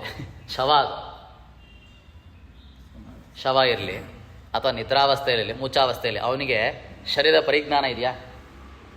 ಅವನಿಗೆ ಶರೀರದ ಪರಿಜ್ಞಾನ ಇಲ್ಲ. ಆದ್ದರಿಂದ ಎಂ ಹಿ ವ್ಯಥೆಯಂತೇತೆ ನಾ ವ್ಯಥೆಯಂತೇತೆ. ಅವನಿಗೆ ಏನಾಗ್ತದೆ? ವ್ಯಥೆ ಆಗ್ತದ? ಅವನಿಗೆ ಏನಾದ್ರು ಮಾಡಿದ್ರೆ ವ್ಯಥೆ ಆಗ್ತದ? ಇಲ್ಲ, ಏನೂ ಆಗೋದಿಲ್ಲ. ಮೂರ್ಛಾವಸ್ಥೆಯಲ್ಲೂ ಏನೂ ಆಗೋದೇ ಇಲ್ಲ. ಸೊ ಇದು ಯಾರಿಗೆ ಹೇಳ್ತಿರೋದು ಹೇಳಿ? ಅಂಥವನಿಗಲ್ಲ, ನಿದ್ರಾವಸ್ಥೆಯಲ್ಲಿ ಮೂರ್ಛಾವಸ್ಥೆನಿಗೆ ಹೇಳ್ತಿರಲ್ಲ. ಮತ್ತೆ ಶರೀರದ ಪರಿಜ್ಞಾನ ಇರೋನಿಗೆ ಹೇಳ್ತಾ ಇರೋದು. ಶರೀರದ ಪರಿಜ್ಞಾನ ಇರೋನಿಗೇನೆ ಈ ಇವುಗಳು ವಿಷ ಪದಾರ್ಥಗಳ ಸಂಬಂಧ ಏನಾಗ್ತದೆ? ವ್ಯಥೆ ಉಂಟು ಮಾಡ್ತದೆ. ಸೊ ಅದಕ್ಕೆ ಹೇಳಿದ್ದು ಪುರುಷಂ. ಪುರುಷಂ ಒಂದು ಅರ್ಥ ಏನು? ಪುರುಷಯಮೇವ ಸತತಂ, ಪುರುಷಯಮೇವ ಸಂತಂ ಅಂತ ಅರ್ಥ. ಅಂದರೆ ಶರೀರ ಉಳ್ಳವ ಅಂತ ಅರ್ಥ. ಉಳ್ಳವ, ಪರಿಜ್ಞಾನ ಉಳ್ಳವ ಅಂತ ಅರ್ಥ ಆಯ್ತು. ನಾನು ದೇಹವನ್ನು ಧರಿಸಿದ್ದೇನೆ ಅಂತ ಪರಿಜ್ಞಾನ ಯಾರಿಗಿರ್ತದೆ ಹೇಳಿ? ಅಷ್ಟು ಮಾತ್ರವಲ್ಲ, ಯಾರಿಗೆ ಜೀವಂತ ಇರೋ ನಿದ್ರಾವಸ್ಥೆಯಲ್ಲೂ ಇದ್ದಾನೆ, ಮೂರ್ಛಾವಸ್ಥೆಯಲ್ಲೂ ಜೀವಂತ ಇದ್ದಾನೆ. ಇನ್ಯಾರು? ಎಚ್ಚರ ಇರೋ ಪ್ರಾಣಿಗಳಿಗೂ ಎಚ್ಚರ ಇರ್ತದೆ. ಜಾಗರದ ಅವಸ್ಥೆ ಎಂಬುವಂತಹ ಎಚ್ಚರ ಏನಿದೆ ಅಷ್ಟು ಮಾತ್ರವಲ್ಲ ಅರ್ಥ. ಮತ್ತಿನ್ನೇನು ಅರ್ಥ ಆಗ್ತದೆ? ಪರಿಜ್ಞಾನ ಇರಬೇಕು. ನಿದ್ರಾವಸ್ಥೆಯಲ್ಲಿ, ಮೂರ್ಛಾವಸ್ಥೆಯಲ್ಲಿ ಪರಿಜ್ಞಾನವೇ ಇರಲ್ಲ. ಪರಿಜ್ಞಾನ ಇರಬೇಕು. ಪರಿಜ್ಞಾನ ಇದ್ದಾಗ ವಿಷಭೋಗದ ವಿಷ ಸಂಪರ್ಕದ ವ್ಯಥೆ ಆಗಬಾರ್ದು. ನೋಡಿ, ಇದೊಂದು ಪ್ರಯೋಜನ. ಅಷ್ಟು ಮಾತ್ರವಲ್ಲ, ಅಮೃತ ಮೋಕ್ಷವು ಒಂದು ಪ್ರಯೋಜನ ಸಿಗ್ತದೆ. ಯಾರು ಎಂಥವನಿಗೆ ಆಗ್ತದೆ ಹೇಳಿ? ಶರೀರ ಪರಿಜ್ಞಾನ ಇದ್ದು ಈ ಸುಖ ದುಃಖಗಳನ್ನು ಸಮಾನವಾಗಿ ಕಾಣ್ತಾನೆ. ಹೇಗೆ ಕಾಣ್ತಾನೆ ಸುಖ ದುಃಖಗಳನ್ನು? ನಮಗೆ ದುಃಖ ಹೇಗೆ ದುಃಖಕ್ಕೆ ಕಾರಣವೋ, ಸುಖವೂ ದುಃಖಕ್ಕೆ ಕಾರಣವಾಗ್ತದೆ. ಈ ಪರಿಜ್ಞಾನ ಇದ್ಬಿಟ್ರೆ ಸಮವಾಗಿ ಕಂಡ್ಬಿಡ್ತಾವ. ಅಯ್ಯೋ ನನಗೆ ಸುಖ ಬೇಕು, ಅಯ್ಯೋ ನನಗೆ ದುಃಖ ಬೇಕು ಅಂತ ಹಿಕ್ಕೋದು ಕುಗ್ಗೋಕ್ಕೆ ಮಾಡೋಕ್ಕೆ ಹೋಗಲ್ಲ. ಅದೇಂಗ್ರಿ? ಸುಖ ದುಃಖಗಳು ಸಮಾನವಾಗಿ ಯಾಕ್ರಿ ಕಾಣ್ತೀರಾ ಅಂದರೆ ಮತ್ತೆ ಹೇಳ್ತಾ ಇದ್ದಾರೆ ಮತ್ತೊಂದು ಪದ. ಯಾವುದು? ಧೀರಂ. ಧೀರ ಅಂದ್ರೆ ಪದಕ್ಕೆ ಅರ್ಥ ಏನು? ಧೈರ್ಯ. ಅದು ಹೇಗೆ? ಸತತ ಪ್ರಯತ್ನ ಅಂತ ಅರ್ಥ. ಸತತ ಪ್ರಯತ್ನದಿಂದ ಸುಖಗಳನ್ನು ಸಮಾನವಾಗಿ ಕಾಣ್ಬೋದು. ಮುಂದಕ್ಕೊಂದು ಕಾರಣ ಇಲ್ಲ. ಧೈರ್ಯ ಇದ್ಬಿಟ್ರೆ ನಮಗೆ, ಅಂದರೆ ಸತತ ಪ್ರಯತ್ನ ಮಾಡಿಬಿಟ್ರೆ ಸುಖ ಬಂದಾಗ ಹಿಗ್ಗದೇ ಇರೋದು, ದುಃಖ ಬಂದಾಗ ಕುಗ್ಗದೇ ಇರೋದು, ಇದನ್ನೆಲ್ಲ ಸಮಾನವಾಗಿ ಸತತ ಪ್ರಯತ್ನಪೂರ್ವಕವಾಗಿ ಕಂಡುಬಿಟ್ರೆ ಸುಮ್ಮ ದುಃಖಗಳೇ ಆಗ್ತೀವಿ, ಸ್ಥಿತಪ್ರಜ್ಞರೇ ಆಗ್ತೀವಿ. ಪ್ರಯತ್ನ ಮಾಡಿ ಸ್ಥಿತಪ್ರಜ್ಞರಾಗೋದು. ಮುಂದೆ ಹೇಳ್ತಾನೆ, ಬಿಡಿಸಿ ಬಿಡಿಸಿ ಹೇಳ್ತಾನೆ. ಇಂಥವನಿಗೇನು ಪ್ರಯೋಜನ ಆಗ್ತದೆ? ಮೋಕ್ಷವೇ ಪ್ರಾಪ್ತಿ ಆಗ್ತದೆ. ಸೊ ಅಭಿಮಾನ ತ್ಯಾಗ ಅತ್ಯಂತ ಪ್ರಮುಖ ನಮಗೆ. ಯಾಕಂದ್ರೆ ಅಭಿಮಾನ ತ್ಯಾಗ ಮಾಡೋದು ಯಾರು ಹೇಳಿ? ಅಂದರೆ ದೂರ ಮಾಡೋದು ಯಾರು ಹೇಳಿ? ಎಚ್ಚರ ಇರೋನೆ ಪರಿಜ್ಞಾನಿ, ಶರೀರದ ಪರಿಜ್ಞಾನಿ. ಹೀಗೆ ಶರೀರ ಸಂಬಂಧಾಭಾವೇ ಸರ್ವೇಷಾಂ ಏವ ವ್ಯಥಾಭಾವಾತ್ ಪುರುಷಮಿತಿ ವಿಶೇಷಣ. ಪುರುಷ ಅಂತ ಯಾಕೆ ಹೇಳಬೇಕಿತ್ತು ಅಂದರೆ ಶರೀರದ ಅಭಿಮಾನವೇ ಇರಲ್ಲ. ಯಾರೇ ನಿದ್ರೆಯಲ್ಲಿರೋ ನಿದ್ರೆ ಅಂಥವನಿಗೆ ವ್ಯಥೆನೇ ಇಲ್ಲ. ಮತ್ತೆ ಯಾಕೆ ಹೇಳಬೇಕಿತ್ತು ಅಂತ ಆಗ್ತದೆ. ವ್ಯಥೆ ಆಗೋದು ಯಾರಿಗೆ? ಒಬ್ಬ ಎಚ್ಚರ ಇರೋನಿಗೆ, ಪರಿಜ್ಞಾನ ಇರೋನಿಗೇನೆ ವಿಷ ಸಂಬಂಧ ಸಂಪರ್ಕ, ಅವನಿಗೆ ವ್ಯಥೆ ಉಂಟಾಗಲ್ಲ. ಯಾವಾಗ? ಸಮದುಃಖ ಸುಖಂ, ಸುಖ ದುಃಖಗಳನ್ನು ಸರಿಯಾಗಿ ಸಮವಾಗಿ ಕಾಣುವಂಥವನಿಗೆ, ಸದಾ ಪ್ರಯತ್ನ ಮಾಡುವಂಥವನಿಗೆ ಅವನಿಗೇನಾಗ್ತದೆ? ವಿಷಯ ಪದಾರ್ಥಗಳು ಏನೂ ಮಾಡಲ್ಲ. ಯಾಕೆ ಏನು ಮಾಡಲ್ಲ ಹೇಳಿ? ಅವನಿಗೆ ಮೋಕ್ಷವೇ ಸಿಗ್ತದೆ. ಅದರ ಪರಿಜ್ಞಾನ ಇದ್ದರೂ ಸಹಿತ, ಇವಾಗ ಒಬ್ಬ ಋಷಿ ಮುನಿ ಇದ್ದಾನೆ, ಅವನಿಗೆ ಇವಾಗ ವಿಶ್ವಾಮಿತ್ರರು ಅವನ ಮುಂದೆ ಅಂದ ಚಂದವಾಗಿ ಮೇನಕೆ ಮೊದಲಾದವರು ಕುಣಿತ ಮಾಡಲಿ, ಏನು ಬೇಕಾದ್ರೂ ಮಾಡಲಿ, ಅದರಿಂದ ಅವರಿಗೆ ವ್ಯಥೆ ಆಗ್ತದ? ಅಂದರೆ ಓಹ್ ಎಷ್ಟು ಚಂದ ಆಡ್ತಾಳೆ ಅಂತ ಸುಖ, ಅಯ್ಯೋ ನನ್ನ ತಪಸ್ಸಿಗೆ ಭಂಗ ಅಂತ ದುಃಖ ಏನೋ ಆಗ್ತದ? ಏನೂ ಇಲ್ಲ. ಯಾಕೆ? ಅದರ ಅಭಿಮಾನವೇ ಇಲ್ಲ. ಈ ದೇಹಾದಿಗಳ ಅಭಿಮಾನವೇ ಇಲ್ಲ. ಅವಳ ನೋಡೋ ಮುಖಾಂತರ ಇರುವ ಕಣ್ಣಿಗೆ ಆನಂದ ಆಗ್ತಾ ಇದೆ, ನನಗೆ ಮನಸ್ಸಿಗೆ ವಿಚಲಿತವಾಗಿ ಅಯ್ಯೋ ಅವಳನ್ನು ಪಡಿಬೇಕು ಅಂತ ಆಗ್ತಾ ಇದೆ, ಏನೂ ಇಲ್ವಲ್ಲ. ಯಾಕಿಲ್ಲ? ಅಭಿಮಾನವೇ ಇಲ್ಲ ಅವರಿಗೆ. ಇವು ಅಭಿಮಾನ ತ್ಯಾಗದಿಂದ ಏನಾಗ್ತದೆ? ಸುಖ ದುಃಖಗಳನ್ನ ಸಮವಾಗಿ ಕಂಡು ನಮಗೆ ಮೋಕ್ಷವೇ ಸಿಗ್ತದೆ. ಹೀಗೆ ಏನೇ ಅಡ್ಡಿಪಡಿಸರೂ ಸಹಿತ ತಪಸ್ಸಿಗೆ ಭಂಗ ಆಗದೆ ಏನು ಮಾಡ್ತಾರೋ ಅವರು? ಮೋಕ್ಷವನ್ನೇ ಪಡಿತಾರವರು, ಪರಮಾತ್ಮನನ್ನು ಪಡಿತಾರೆ ಅಲ್ವಾ ಋಷಿಯಾದಿಗಳು. ಹಾಗೆ ಪಡೆಯಬೇಕಾಗ್ತದೆ ಅಂತ. ಕಥಂನ ವ್ಯಥಯಂತಿ ಸಮ ದುಃಖ ಸುಖತ್ವ. ಅದೇಂಗ್ರಿ? ವಿಷಯ ಪದಾರ್ಥ ಇದೆ, ಸಂಪರ್ಕ ಆಗ್ತಾ ಇದೆ, ಅದೇಂಗೆ ದುಃಖ ಆಗಲ್ರಿ ಅಂತಂದರೆ ಸಮ ದುಃಖ ಸುಖತ್ವ. ನೋಡಿ, ಒಂದಕ್ಕೊಂದು ಕಾರಣ ಹೇಳ್ತಾ ಇದ್ದಾರೆ. ಯಾಕಂದರೆ ಸುಖ ದುಃಖ ಸಮಾನವಾಗಿ ಕಾಣ್ತಾನ್ರಿ ಅವ ಒಬ್ಬ ಋಷಿಯಾದವ. ವಿಷ ಪದಾರ್ಥ ಭೋಗ, ಈಗ ಉದಾಹರಣೆ ಹೇಳಿದ್ವಲ್ಲ, ವಿಶ್ವಾಮಿತ್ರರಿಗೆ ಮೇನಕೈ ಮೊದಲಾದರೂ ಬಂದು ಕುಡಿತಾ ಆಡಲು ಸಹಿತ ವಿಷ ಪದಾರ್ಥ ಭೋಗ ಆಗ್ತಾ ಇದೆ ಅವರಿಗೆ, ಅಂದರೆ ಸಂಪರ್ಕ ಆಗ್ತಾ ಇದೆ. ಭೋಗ ಸಂಪರ್ಕ. ಯಾಕೆ ಅವ್ರಿಗೇನೋ ಮಾಡಲ್ಲ? ಸುಖ ದುಃಖ ಸಮಾನವಾಗಿ ಕಂಡಿರ್ತಾರೆ ಅವ್ರಿಗೆ ಏನೂ ಇಲ್ಲ. ಅಯ್ಯೋ ಅವಳು ಕುಣಿತಾ ಇದ್ದಾಳೆ ಎಂದು ಸುಖ, ಕುಣಿದೇ ಇದ್ದಾಗ ದುಃಖ ಏನೂ ಇಲ್ಲ ಅವರಿಗೆ ಅಲ್ವಾ? ಸೊ ಇದರಿಂದನೇ ಅವ್ರಿಗೆ ಏನೂ ಮಾಡೋದಿಲ್ಲ. ತತ್ ಕಥಂ, ಅದೇಂಗ್ರಿ ಸುಖ ದುಃಖ ಸಮಾನವಾಗಿ ಅಂದ್ರಿ ಕಾಣ್ತೀರಾ? ಅದೇಂಗ್ರಿ ಕಾಣ್ಲಿಕ್ಕೆ ಆಗ್ತದೆ ಅಂದರೆ ಇನ್ನೊಂದು ಅದಕ್ಕೆ ಕಾರಣ ಹೇಳಿದ್ದು ಧೈರ್ಯೇಣ, ಅಂದರೆ ಧೀರಂ ಅಂತ ಹೇಳಿದ್ದು. ಅಂದರೆ ಧೈರ್ಯೇಣ, ಧೈರ್ಯಣ ಅಂದರೆ ಧೈರ್ಯ, ನಮ್ಮ ಧೈರ್ಯ ಅಲ್ಲ, ಕರ್ಣ ಧೈರ್ಯ ಅಲ್ಲ. ಇಲ್ಲಿ ಸತತ ಪ್ರಯತ್ನ ಅಂತ ಅರ್ಥವನ್ನು ಹೇಳ್ತಾ. ಸತತ ಪ್ರಯತ್ನ, ಸತತ ಪ್ರಯತ್ನ ಮಾಡುವಂಥವ ಯಾರು ಹೇಳಿ? ಬ್ರಹ್ಮಜ್ಞಾನಿ ಆದವ. ಜ್ಞಾನಿ ಆದವ ಮಾಡ್ತಾನೆ. ಯಾಕೆ? ಇದ್ರು ದುಃಖ ಹೇಗೆ ನನಗೆ ಅನಿಷ್ಟವೋ ಸುಖವೂ ಅನಿಷ್ಟ ಅಂತ ಅವನಿಗೆ ಜ್ಞಾನ ಇರ್ತದೆ. ಸೊ ಎರಡೂ ಅನಿಷ್ಟ ಆದರೆ ಅದರಲ್ಲಿ ಪ್ರಯತ್ನ ಮಾಡ್ಲಿಕ್ಕೆ ಹೋಗ್ತಾನೆ ಇವ, ಸಮಾನವಾಗಿ ಕಂಡುಬಿಡ್ತಾನೆ. ಅದು ದುಃಖ ಬರಲಿ ಸಮಾನ ಕಾಣ್ತಾನೆ, ಸುಖ ಬರಲಿ ಸಮಾನ ಕಾಣ್ತಾನೆ. ಇಂಥವನಿಗೇನಾಗಲ್ಲ, ಸುಖ ದುಃಖಗಳ ಚಿಂತನೆ ಆಗೋದೇ ಇಲ್ಲ ಅವನಿಗೆ, ಸಮಾನವಾಗಿ ಕಾಣುವಂಥವನಿಗೆ. ಅಭಿಮಾನ ತ್ಯಾಗ ಮಾಡಿಬಿಟ್ಟಿರ್ತಾನೆ. ಮುಂದೆ ಹೇಳ್ತಾನೆ ಅದಲ್ಲ,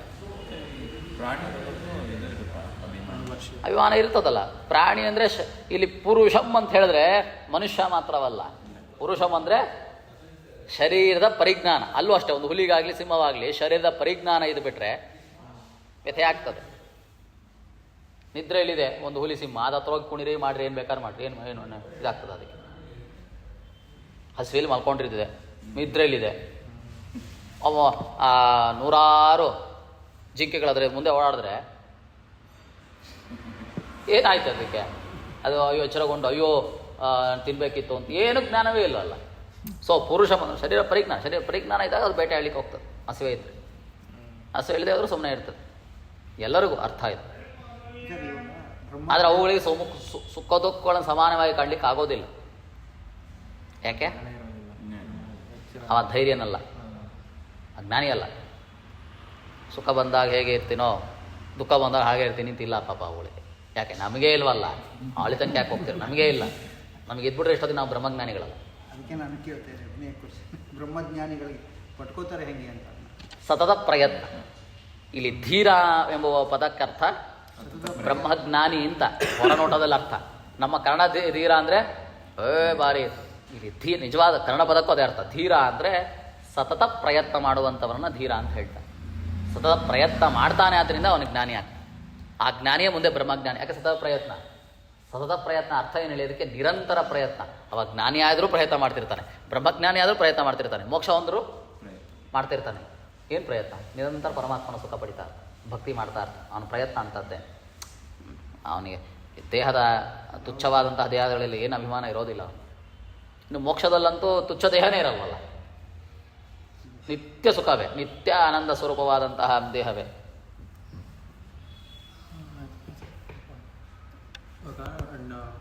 ಈ ಮೋಕ್ಷ ಸಿಗ್ತದೆ ಅಂತಾರು ಪ್ರಯತ್ನ ಮಾಡ್ತೀವಿ. ಇವಾಗ ಅಭಿಮಾನ ಅದೇ ಒಂದು ನಮಗೆ ಆ ಅಭಿಮಾನ ಇದಲ್ಲ, ಆ ಸದಾಭಿಮಾನ. ಮುಂದೆ ಹೇಳ್ತಾನ ಅದು ಸದಾಭಿಮಾನ. ಅದು ಆ ಅಭಿಮಾನ ಇರಬೇಕು. ಮೋಕ್ಷ ಬೇಕು, ಪರಮಾತ್ಮ ಬೇಕು ಅಂತ ಅಭಿಮಾನ ಇರಬೇಕು. ಆ ಅಭಿಮಾನ ಇರಬೇಕು. ವೈಶೇಷಿಕ ಅಭಿಮಾನ ಹೋಗಬೇಕು. ವಿಷಯ ಪದಾರ್ಥದಿಂದ ಅದರ ಸಂಪರ್ಕದಿಂದ ಆಗುವಂತಹ ಸುಖಗಳಿದೆಯಲ್ಲ, ಅದು ನೀಚ. ಪರಮಾತ್ಮ ವಿಷಯಕ, ಮೋಕ್ಷ ವಿಷಯಕ ಅದು ಸ್ವರೂಪತಃ ಇರೋದು ನಿತ್ಯ. ಅದು ಆಗಮಾಪಾಯಿನೋ ನಿತ್ಯ ಅಲ್ಲ, ಅದು ನಿತ್ಯ. ಅದು ಯಾವುದು ಟೆಂಪ್ರರಿನೋ, ಯಾವುದು ಅನಿತ್ಯನೋ ಅದು ನಮಗೆ ಬಹಳ ದುಃಖ ಕೊಡ್ತದೆ. ನಿತ್ಯ ಅದು. ಈ ಮೋಕ್ಷ ಸುಖ, ಪರಮಾತ್ಮ ಸುಖ ನಿತ್ಯ, ಶಾಶ್ವತ. ಇದರ ಅಭಿಮಾನ ಇರಬೇಕು. ಯಾವುದರ ಅಭಿಮಾನ ತ್ಯಾಗ ಮಾಡಬೇಕು, ಅದರ ಅಭಿಮಾನ ತ್ಯಾಗ ಮಾಡಬೇಕು. ಯಾವುದು ಅಭಿಮಾನವನ್ನು ಉಡ್ಸ್ಕೊಳ್ಬೇಕು, ಅದನ್ನು ಅಭಿಮಾನ ಉಡ್ಸ್ಕೊಳ್ಬೇಕು. ಇದು ಅನಿತ್ಯವಾದದ್ದು, ಅದನ್ನು ಬಿಡು ಅಂತ ಹೇಳ್ತದೆ. ಅದು ನಿತ್ಯವಾದದ್ದು. ಮತ್ತು ಯಾವ್ದು ಬೇಕು? ಒಬ್ಬ ಜ್ಞಾನಿ ಆದವ, ಬ್ರಹ್ಮಜ್ಞಾನಿ ಹೇಳ್ತಿಲ್ಲ ನಾನು, ಒಬ್ಬ ಎಚ್ಚರ, ಒಬ್ಬ ಜ್ಞಾನಿ, ಒಬ್ಬ ಪರಿಜ್ಞಾನಿಗೆ, ಬುದ್ಧಿ ಇರೋನಿಗೆ ಯಾವ್ದ್ರ ಅಭಿಮಾನ ತ್ಯಾಗ ಮಾಡಬೇಕು, ಯಾವ್ದ್ರ ಅಭಿಮಾನವನ್ನು ಪಡಿಬೇಕು ಅಂತ ಗೊತ್ತಾಗ್ತದೆ ಅವನಿಗೆ. ಯಾವಾಗಲೂ ಸಿಗ್ತದೆ, ನಿತ್ಯವಾಗಲೂ ಸಿಗಲ್ಲ, ಅಂಥದ್ರಲ್ಲಿ ಅಭಿಮಾನ ಪಡ್ತಾನೆ. ಶಾಶ್ವತ ನಿತ್ಯವಾದ್ದನ್ನು ಅವನು ಅಭಿಮಾನ ಪಡ್ತಾನೆ. ಅದು ಇರಬೇಕು, ಇದಿರಬಾರ್ದು. ಅಷ್ಟೇ ವಿಷಯ, ಏನಿಲ್ಲ. ವಿಷಯ ಸಂಪರ್ಕ ಅಂತ ಅನ್ನೋದು ಆಗಮಾಪಾಯಿನೋ ಅನಿತ್ಯ, ಅಷ್ಟೇ ವಿಷಯ. ಒಂದು ಶ್ಲೋಕದಲ್ಲೇ ಜಗತ್ತನ್ನು ನಡೆಸಿಬಿಟ್ಟ ಪರಮಾತ್ಮ. ಅದು ಆಗಮಾಪಾಯಿ, ಆಗಾಗ ಬಂದು ಹೋಗೋದು ಅನಿತ್ಯ. ಸೊ ಅದನ್ನು ಸಂಪರ್ಕ ತೆಗೆದು ಹಾಕಿ. ಸಂಪರ್ಕ ಆಗ್ತಾ ಹೋಗ್ತದೆ, ಕೆಲವೊಮ್ಮೆ ಆಗ್ತದೆ, ಕೆಲವೊಮ್ಮೆ ಆಗಲ್ಲ. ಯಾಕೆ? ಕೆಲವೊಮ್ಮೆ ಎಚ್ಚರಿಕೆಯಲ್ಲಿದ್ದು ಸಂಪರ್ಕ ಆದರೂ ಸಹಿತ ನಮಗೆ ಸುಖ ದುಃಖ ಉಂಟಾಗಲ್ಲ. ಎಚ್ಚರಿಕೆಯಿಂದ ಒಂದು ಫಿಲಮ್ ನೋಡ್ತಾ ಇರ್ತೀವಿ, ಯಾವಾಗಲೂ ಅದರಿಂದ ಸುಖ ದುಃಖ ಆಗ್ತದೆ. ಕೆಲವೊಮ್ಮೆ ನಿರ್ವಿಕಾರವಾಗಿ ನೋಡ್ತಾ ಇರ್ತೀವಿ. ಅದು ನಾವೇ ಸಾಕ್ಷಿ. ಅದಕ್ಕೆ ಒಂದು ಹೆಣ್ಣು ಕುಣಿಯುವಾಗಲೂ ಕೆಲವೊಮ್ಮೆ ಸುಖ, ಹೆಣ್ಣು ಕುಣಿದೇ ಇದ್ದಾಗ ದುಃಖ. ಕೆಲವೊಮ್ಮೆ ಕುಣಿತಾ ಇದ್ರೂ ಸಹಿತ ಏನೂ ವಿಕಾರನೇ ಉಂಟಾಗಲ್ಲ ನಮಗೆ. ಯಾಕೆ? ಆ ಇದರಲ್ಲಿ ನಮಗೆ ಅಭಿಮಾನ ಇಲ್ಲ. ಆದರೆ ಇದು ನಿತ್ಯವಾದದ್ದು, ಶಾಶ್ವತವಾದಂತಹ ಮೋಕ್ಷ ಸುಖ, ಅದರ ಅಭಿಮಾನ ಇರಲೇಬೇಕು. ಅಭಿಮಾನ ಇದ್ರೇ ಪಡಲಿಕ್ಕೆ ಸಾಧ್ಯ. ಎರಡು ಬೇರೆ. ವಿಷಯ ಪದಾರ್ಥಗಳು ಅನಿತ್ಯ, ಆಗಮಾಪಾಯಗಳು. ಆದರೆ ಪರಮಾತ್ಮ ವಿಷಯಕ ನಿತ್ಯ, ಶಾಶ್ವತವಾದ. ಸೊ ಅದರ ವಿಷಯವೇ ಬೇರೆ ಆಗ್ತದೆ. ವಿಷಯ ಪದಾರ್ಥಗಳಿಗೂ ಪರಮಾತ್ಮನೇ ಕಾರಣ. ವಿಷಯ ಪದಾರ್ಥಗಳಿಗೆ ಕಾರಣತ್ವವನ್ನು ಹೇಳ್ತಾ ಇಲ್ಲ ಇಲ್ಲಿ. ಅಲ್ಲ, ಕಾರಣ ಅಂದರೆ ಸಂಸಾರಕ್ಕೆ ಅವನೇ ತಳ್ತಾನೆ. ಮದುವೆ ಮಾಡ್ಕೋ, ಅದನ್ನ ಮಾಡ್ಕೋ, ತಳ್ತಾನೆ. ತಳ್ಳಿಕ್ಕೆ ಯೋಗ್ಯನಾದವ ಯಾರು? ನನಗಿದು ಬೇಕು ಅಂತ ಕೇಳಿದವ ಯಾರು? ನಾವುಗಳೇ. ಅದಕ್ಕೆ ತಳ್ತಾನೆ.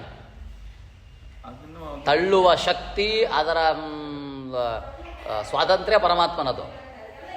ಆದರೆ ಅದನ್ನು ಕೇಳಿದ ಯೋಗ್ಯತೆ ಜೀವಿತ. ನಾನು ಇದನ್ನು ಪಡಿಬೇಕು ಅಂತ ಕೇಳ್ತಾನೆ, ಅದನ್ನು ಕೊಡ್ತಾನೆ ಪರಮಾತ್ಮ. ಅಲ್ಲ, ಕರ್ಮಗಳು ಮದುವೆ ಮಾಡ್ಕೊಳ್ಳೋದಾಗ್ಲಿ ಮಕ್ಕಳು ಮುಂದೆ ಇದು ಅದು ಕರ್ಮಗಳ ಅದರಿಂದ ಬರುವಂಥ ಸುಖ ದುಃಖಗಳನ್ನ ತಿಳ್ಕೊಂಡು ಕೇವಲ ಅವ ವಿಷಯ ಪದಾರ್ಥಗಳ ಸಂಪರ್ಕವನ್ನು ಮಾಡಿಸಿಬಿಡ್ತಾನೆ. ಹೌದು, ಇಲ್ಲ ಅಂತಲ್ಲ, ಒಳಗಿದ್ದವನೇ ಮಾಡಿಸೋದು. ಕಣ್ಣಿಗೆ ಸೂರ್ಯ ಚಂದ್ರರಾಗಿದ್ದು ಕಾಣಿಸ್ತಾನೆ, ಸೂರ್ಯ ಚಂದ್ರರೊಳಗಿದ್ದು ಇವನೇ ಕಾಣಿಸೋದು. ಆದರೆ ಅದು ಕಾಣಬೇಕು ಅಂತ ಇವನೇ ಪ್ರಯತ್ನ ಪಟ್ಟವ, ಪ್ರೇರಣೆ ಮಾಡ್ತಾನೆ, ಪ್ರಯತ್ನ ಪಟ್ಟವ ಇವನೇ. ಅದು ಬೇಕು ಅಂತ ಅಂದಿರ್ತಾನೆ, ತಂದು ಕೊಡ್ತಾನೆ. ನಾವು ಯಾವುದ್ರದ್ದು ಮೂಲಕ ತಂದು ಕೊಡ್ತಾನೆ. ಅದು ಈ ಜನ್ಮದಲ್ಲೂ ಕೊಡ್ಬೋದು, ಮುಂದಿನ ಜನ್ಮ ಕೊಡ್ಬೋದು. ಕರ್ಮ ಮಾಡಿದವ ಇವನೇ, ಅದನ್ನು ಅನುಭವಿಸೋನು ಇವನೇ. ಆ ಅನುಭವವನ್ನು ತಂದು ಕೊಡ್ತಾನೆ, ತಂದು ಕೊಡುವ ಅಷ್ಟೇ. ತಂದು ಕೊಟ್ಟು ಹೇಳ್ತಾನೆ ಈ ಸುಖ ಶಾಶ್ವತವಲ್ಲ, ಈ ದುಃಖ ಶಾಶ್ವತವಲ್ಲ ಅಂತ ಹೇಳಿ ನಮಗೆ ಒಳಗಿದ್ದು ಹೇಳಿಸಿ ಬಿಡ್ತಾನೆ. ಸೊ ಅದನ್ನು ಪಡಿಬೇಕಾ ನಾವು? ಶಾಶ್ವತ ಸುಖ, ಶಾಶ್ವತವಾದಂತಹ ನಿತ್ಯವಾದಂತಹ ಸುಖವನ್ನು ಪಡಲಿಕ್ಕೆ ಹೋಗಬೇಕು. ವಿಷಯ ಬೇರೆ ಆಗ್ತದೆ. ತಾತ್ಪರ್ಯದಲ್ಲಿ ಈ ಶ್ಲೋಕಕ್ಕೆ ಒಂದು ಅರ್ಥವನ್ನು ಬಿಡಿಸಿ ಹೇಳ್ತಾ, ಅಭಿಮಾನವನ್ನು ಬಿಡೋದರಿಂದ, ಸ್ವಧರ್ಮವಾದ ಆಚರಣೆ ಮಾಡೋದರಿಂದ ಮಹಾಫಲ ಇದೆ ಅಂತ ನೋಡಿ. ಕ್ಷತ್ರಿಯನಾಗಿ ಇವ ಯುದ್ಧ ಮಾಡಿದ, ಸ್ವಹಿತ ಕರ್ಮವನ್ನು ಮಾಡಿದಂಗಾಯ್ತು. ಅದರಿಂದ ಉಂಟಾಗುವಂತಹ ಸುಖ ದುಃಖಗಳ ಅಭಿಮಾನವನ್ನು ತ್ಯಾಗ ಮಾಡಿದ. ಇವು ಸತ್ತೋದ್ರು, ಅವ್ರು ಸತ್ತೋದ್ರು, ಹಿಂಗಾದ್ರು ಹಂಗಾದ್ರು ಅಂತ ಅಭಿಮಾನವನ್ನು ಬಿಟ್ಟ. ಎರಡೂ ಆಯಿತು. ಅಭಿಮಾನ ತ್ಯಾಗವೂ ಅಂದರೆ ಅಭಿಮಾನವನ್ನು ಬಿಟ್ಟದ್ದೂ ಆಯಿತು, ದೂರ ಮಾಡಿದವಾಗ ಆಯಿತು, ಸ್ವಕರ್ಮವನ್ನು ಮಾಡಿದವಂಗೂ ಆಯಿತು. ಇದರಿಂದ ಏನಾಗ್ತದೆ? ಮಹಾಫಲ ಇದೆ ಅಂತ ತಾತ್ಪರ್ಯದಲ್ಲಿ ಬಿಡಿಸಿ ಹೇಳ್ತಾರೆ. ಫಲ ಹೇಳ್ತಾರೆ. ಅಭಿಮಾನವನ್ನು ದೂರ ಮಾಡೋದರಿಂದ ಏನು ಫಲ? ಅದನ್ನು ತಿತಿಕ್ಷೆ ಮಾಡೋದರಿಂದ, ದೂರ ಮಾಡೋದರಿಂದ ಏನು ಫಲ? ಎಂಹಿ ಇತಿ ಎಂಹಿ ವ್ಯಥೆಯಂತ್ಯತೆ. ವಿಷಯ ಪದಾರ್ಥಗಳ ವ್ಯಥೆ, ವಿಷ ಪದಾರ್ಥಗಳ ಸಂಪರ್ಕದಿಂದ ಆಗುವಂತಹ ವ್ಯಥೆ ಆಗೋದಿಲ್ಲ. ಅಷ್ಟು ಮಾತ್ರವಲ್ಲ, ಮೋಕ್ಷವೂ ಇದೆ. ಹೀಗೆ ತಾತ್ಪರ್ಯದಲ್ಲಿ ಬಿಡಿಸಿ ಹೇಳ್ತಾರೆ. ನ ಕೇವಲ ಅವ್ಯಥಾ ಮಾತ್ರೇಣ ಅಮೃತತ್ವಂ ಕಿಂತು ಪುರುಷಂ. ಕೇವಲ ದುಃಖ ಪರಿಹಾರದಿಂದ ಮಾತ್ರ ಮೋಕ್ಷವಲ್ಲ. ಎಂಹಿನ ವ್ಯಥೆಯಂತೆ ಅಂದರೆ ದುಃಖ ಪರಿಹಾರ. ಅವರಿಗೆ ವಿಷ ಸಂಪರ್ಕದಿಂದ ಆಗುವಂತಹ ವ್ಯಥೆ ಅಂದರೆ, ವ್ಯಥೆ ಅಂದರೆ ದುಃಖ. ದುಃಖದ ಪರಿಹಾರದಿಂದನೇ ಮೋಕ್ಷ ಅಲ್ಲ, ಅದೇ ಮೋಕ್ಷ ಅಲ್ಲ. ಇನ್ನೊಂದು ಮೋಕ್ಷ, ನಿಜವಾದ ಮೋಕ್ಷ ಇದೆ. ಏನದು? ಪುರುಷಂ. ಪುರುಷಂ ಅಂದರೆ ನೋಡಿ, ಅಲ್ಲಿ ಹೇಳುವಾಗ ಮೋಕ್ಷ ಸುಖ ಇದೆ ಅಂತ ಹೇಳ್ತಾರೆ ಭಾಷ್ಯದಲ್ಲಿ. ತಾತ್ಪರ್ಯದಲ್ಲಿ ಹೇಳುವಾಗ ಪುರುಷಂ ಅಂದರೆ ಅರ್ಥ ಏನು ಅಂದರೆ ಪುರುಷ. ಪುರು ಅಂದರೆ ಪರಬ್ರಹ್ಮ ಅಂತ ಅರ್ಥ, ಪೂರ್ಣ ಗುಣಾನಂದ ಸ್ವರೂಪಿ ಅಂತ ಅರ್ಥ. ಪುರುಬ್ರಹ್ಮ ಗುಣಾಧಿಕ್ಯ ತಜ್ಞಾನಾತ್ ಪುರುಷ ಸ್ಮೃತಃ ಇತಿ ಪ್ರವೃತ್ತಿ. ಪ್ರವೃತ್ತ ಎಂಬುವಂತಹ ಶಾಸ್ತ್ರ ಗ್ರಂಥ ಏನು ಹೇಳ್ತದೆ ಅಂದರೆ, ಪುರು ಅಂದರೆ ಜ್ಞಾನ, ಪರಿಪೂರ್ಣ ಜ್ಞಾನಸ್ವರೂಪಿ. ಯಾರು? ಬ್ರಹ್ಮ ಅಂತ ಅರ್ಥ. ಗುಣಾಧಿಕ್ಯ ಎಲ್ಲಿದೆ? ಪರಿಪೂರ್ಣ ಗುಣಾಧಿಕ್ಯಗಳು ಎಲ್ಲಿವೆ? ಪರಮಾತ್ಮನಲ್ಲಿ. ಅವನ ಜ್ಞಾನ, ಅವನನ್ನು ಪುರುಷ ಅಂತ ಹೇಳ್ತಾರೆ. ಹಾಗೆ ಅರ್ಥ ಏನಾಯ್ತೇಳಿ? ವಿಷಯ ಪದಾರ್ಥಗಳ ಸಂಪರ್ಕದಿಂದ ಆಗುವಂತಹ ದುಃಖಾದಿಗಳ ಪರಿಹಾರ ಮಾತ್ರವಲ್ಲ, ಇನ್ನೊಂದು ಪ್ರಯೋಜನ ಇದೆ. ಯಾವ ಪ್ರಯೋಜನ? ಪುರುಷ ಪ್ರಯೋಜನ. ಏನು ಪುರುಷ ಪ್ರಯೋಜನ? ಬ್ರಹ್ಮನ ಜ್ಞಾನ. ಅಭಿಮಾನ ಬಿಡು. ಅಭಿಮಾನ ಬಿಡೋದ್ರಿಂದ ನಿನಗೆ ವಿಷಯ ಸಂಪರ್ಕದಿಂದ ಆಗುವಂತಹ ದುಃಖನೂ ಆಗೋದಿಲ್ಲ. ಇನ್ನೊಂದು ಲಾಭ ಇದೆ ನಿನಗೆ. ಪುರುಷಂ ಪುರುಷ ಋಷಭ ಅಂದರೆ ಹೀಗೆ ಅರ್ಥ. ಎಷ್ಟು ಚಂದ ಹೇಳ್ತಾಳೆ ತಾತ್ಪರ್ಯದ. ಅಲ್ಲಿ ಪುರುಷ ಅಂತ ಹೇಳಿದ್ರೆ ಶರೀರದ ಪರಿಜ್ಞಾನ ಇದ್ದವನಿಗೆ ಆಗ್ತದೆ ಅಂತ. ಇಲ್ಲಿ ಯಾರು ಅಭಿಮಾನವನ್ನು ದೂರ ಮಾಡ್ಕೊಳ್ತಾರೆ ಅದರಿಂದ ವ್ಯಥೆಯನ್ನು ಪಡೋದಿಲ್ಲ. ವ್ಯಥೆಯನ್ನು ಪಡೋದ್ರ ಮಾತ್ರ ಒಂದು ಪ್ರಯೋಜನವಲ್ಲ, ಬ್ರಹ್ಮಜ್ಞಾನ ಆಗ್ತದೆ ನಿಮಗೆ. ಪರಿಪೂರ್ಣನಾದಂತಹ ಆ ಬ್ರಹ್ಮನ ಜ್ಞಾನವೇ ಪುರುಷ. ಅದನ್ನು ಗೀತಾಚಾರ್ಯ ಹೇಳ್ತಾನೆ ಅಂತ ತಾತ್ಪರ್ಯ ಹೇಳ್ತಾರೆ. ಏನು ಪುರುಷ ಅರ್ಥ ಏನು? ಪುರು ಸರಣಾತ್ ಪುರುಷ ಇತ್ಯರ್ಥ. ಪುರು ಸರಣ, ಪುರುವಿನ ಸರಣ. ಪುರುವಿನ ಸರಣ ಅಂದರೆ ಪದಕ್ಕರ್ಥ ಪುರುವಿನ ತತ್ವಜ್ಞಾನ ಅಂತ ಅರ್ಥ. ಪುರು ಅಂದರೆ ಯಾರು? ಪರಿಪೂರ್ಣನಾದ ಬ್ರಹ್ಮ. ಅವನ ಸರಣ ಅಂದ್ರೆ ಅರ್ಥ ಏನು? ಅವನ ತತ್ವಜ್ಞಾನ. ಸೊ ಅಭಿಮಾನ ಬಿಡೋದ್ರಿಂದ ಏನಾಗ್ತದೆ ನಮಗೆ? ವಿಷಯ ಪದಾರ್ಥ ಸಂಪರ್ಕ ಆದಾಗಲೂ ದುಃಖ ಆಗೋದಿಲ್ಲ. ಸಂಪರ್ಕ ಆಯಿತು ಒಬ್ಬ ಜ್ಞಾನಿಗೆ, ದುಃಖ ಆಗ್ತದೆ ಅವನಿಗೆ. ಅದರಿಂದ ಸುಖನೂ ಆಗಲ್ಲ, ದುಃಖನೂ ಆಗಲ್ಲ. ಅಷ್ಟು ಮಾತ್ರವಲ್ಲ, ಅವ ಏನಾಗ್ತಾನೆ? ಬ್ರಹ್ಮಜ್ಞಾನಿ ಆಗ್ತಾನೆ. ಎರಡು ಪ್ರಯೋಜನ ಇದೆ ನಮಗೆ. ಅಲ್ಲಿ ಹೇಳುವಾಗ ಮೋಕ್ಷ ಆಗ್ತದೆ ಅಂತ. ಇನ್ನೊಂದು ರೀತಿಯಲ್ಲಿ ಪರಮಾತ್ಮನ ಜ್ಞಾನ, ಪರಮಾತ್ಮನ ತತ್ವಜ್ಞಾನ ಮುಖಾಂತರವಾಗಿ ಏನಾಗ್ತದೆ? ಸಿಗ್ತದೆ ಅಂತ ಅರ್ಥ ಮಾಡ್ಕೊಳ್ಬೇಕು ನಾವು. ಬ್ರಹ್ಮಜ್ಞಾನ ಸಿಕ್ಕ ಮೇಲೆ ಮೋಕ್ಷ ಆಗುತ್ತೆ. ಬ್ರಹ್ಮಜ್ಞಾನಕ್ಕೆ ಪರೋಕ್ಷ ಜ್ಞಾನ, ಆಮೇಲೆ ಮೋಕ್ಷ. ಆಮೇಲೆ ಮೋಕ್ಷನ ಪರೋಕ್ಷ ಜ್ಞಾನ. ಅಪರೋಕ್ಷ ಜ್ಞಾನವೇ ಬ್ರಹ್ಮಜ್ಞಾನ, ಮತ್ತಿನ್ನೇನಿಲ್ಲ. ಮೋಕ್ಷ ಯಾವಾಗ ಆಗ್ತದೆ? ಅದು ಬ್ರಹ್ಮದೇವರ ಲಿಂಗದೇಹನ ಭಂಗ ಆದ ನಂತರದಲ್ಲಿ ಆಗುವಂತಹದ್ದು. ಆದರೆ ಮೋಕ್ಷಕ್ಕೆ ಸಮವಾದಂತಹ ಸುಖವನ್ನು, ಪರಮಾತ್ಮನ ಸುಖವನ್ನು ನಿರಂತರ ಪಡಿತಾ ಇರ್ತೀವಿ. ಆದರೂ ಸಹಿತ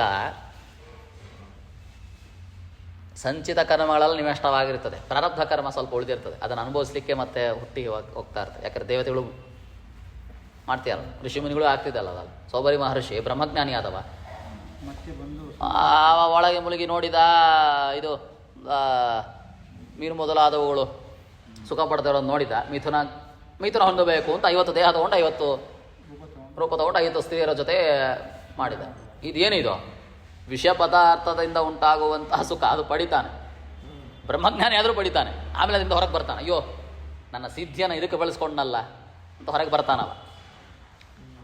ಪ್ರಾರಬ್ಧ ಕರ್ಮ ಸ್ವಲ್ಪ ಸ್ವಲ್ಪ ಕೊಡ್ತಾ ಹೋಗ್ತದೆ, ನಾನು ಪಡಿತಾ ಇರ್ತೀವಿ. ಆದರೂ ಸಹಿತ ಅವನಿಗೆ ಮೋಕ್ಷ ಸಿದ್ಧ. ಬ್ರಹ್ಮನಿಗೆ ಲಿಂಗದೇಹ ಭಂಗ ಆಗುವಾಗ ಅಲ್ಲ, ಕ್ರಮವಾಗಿ ತಾರತಮ್ಯ ರೀತಿಯ ಭಂಗವಾದಾಗ ಪರಿಪೂರ್ಣ ಬ್ರಹ್ಮಜ್ಞಾನಿ ಆಗ್ತಾನವ. ಅವನಿಗೆ ಮತ್ತೆ ವಿಷ ಪದಾರ್ಥಗಳ ಭೋಗ ಮಾಡಬೇಕು ಅಂತ ಬರೋದು ಪ್ರಶ್ನೆ ಬರ್ತದೆ ನಮಗೆ.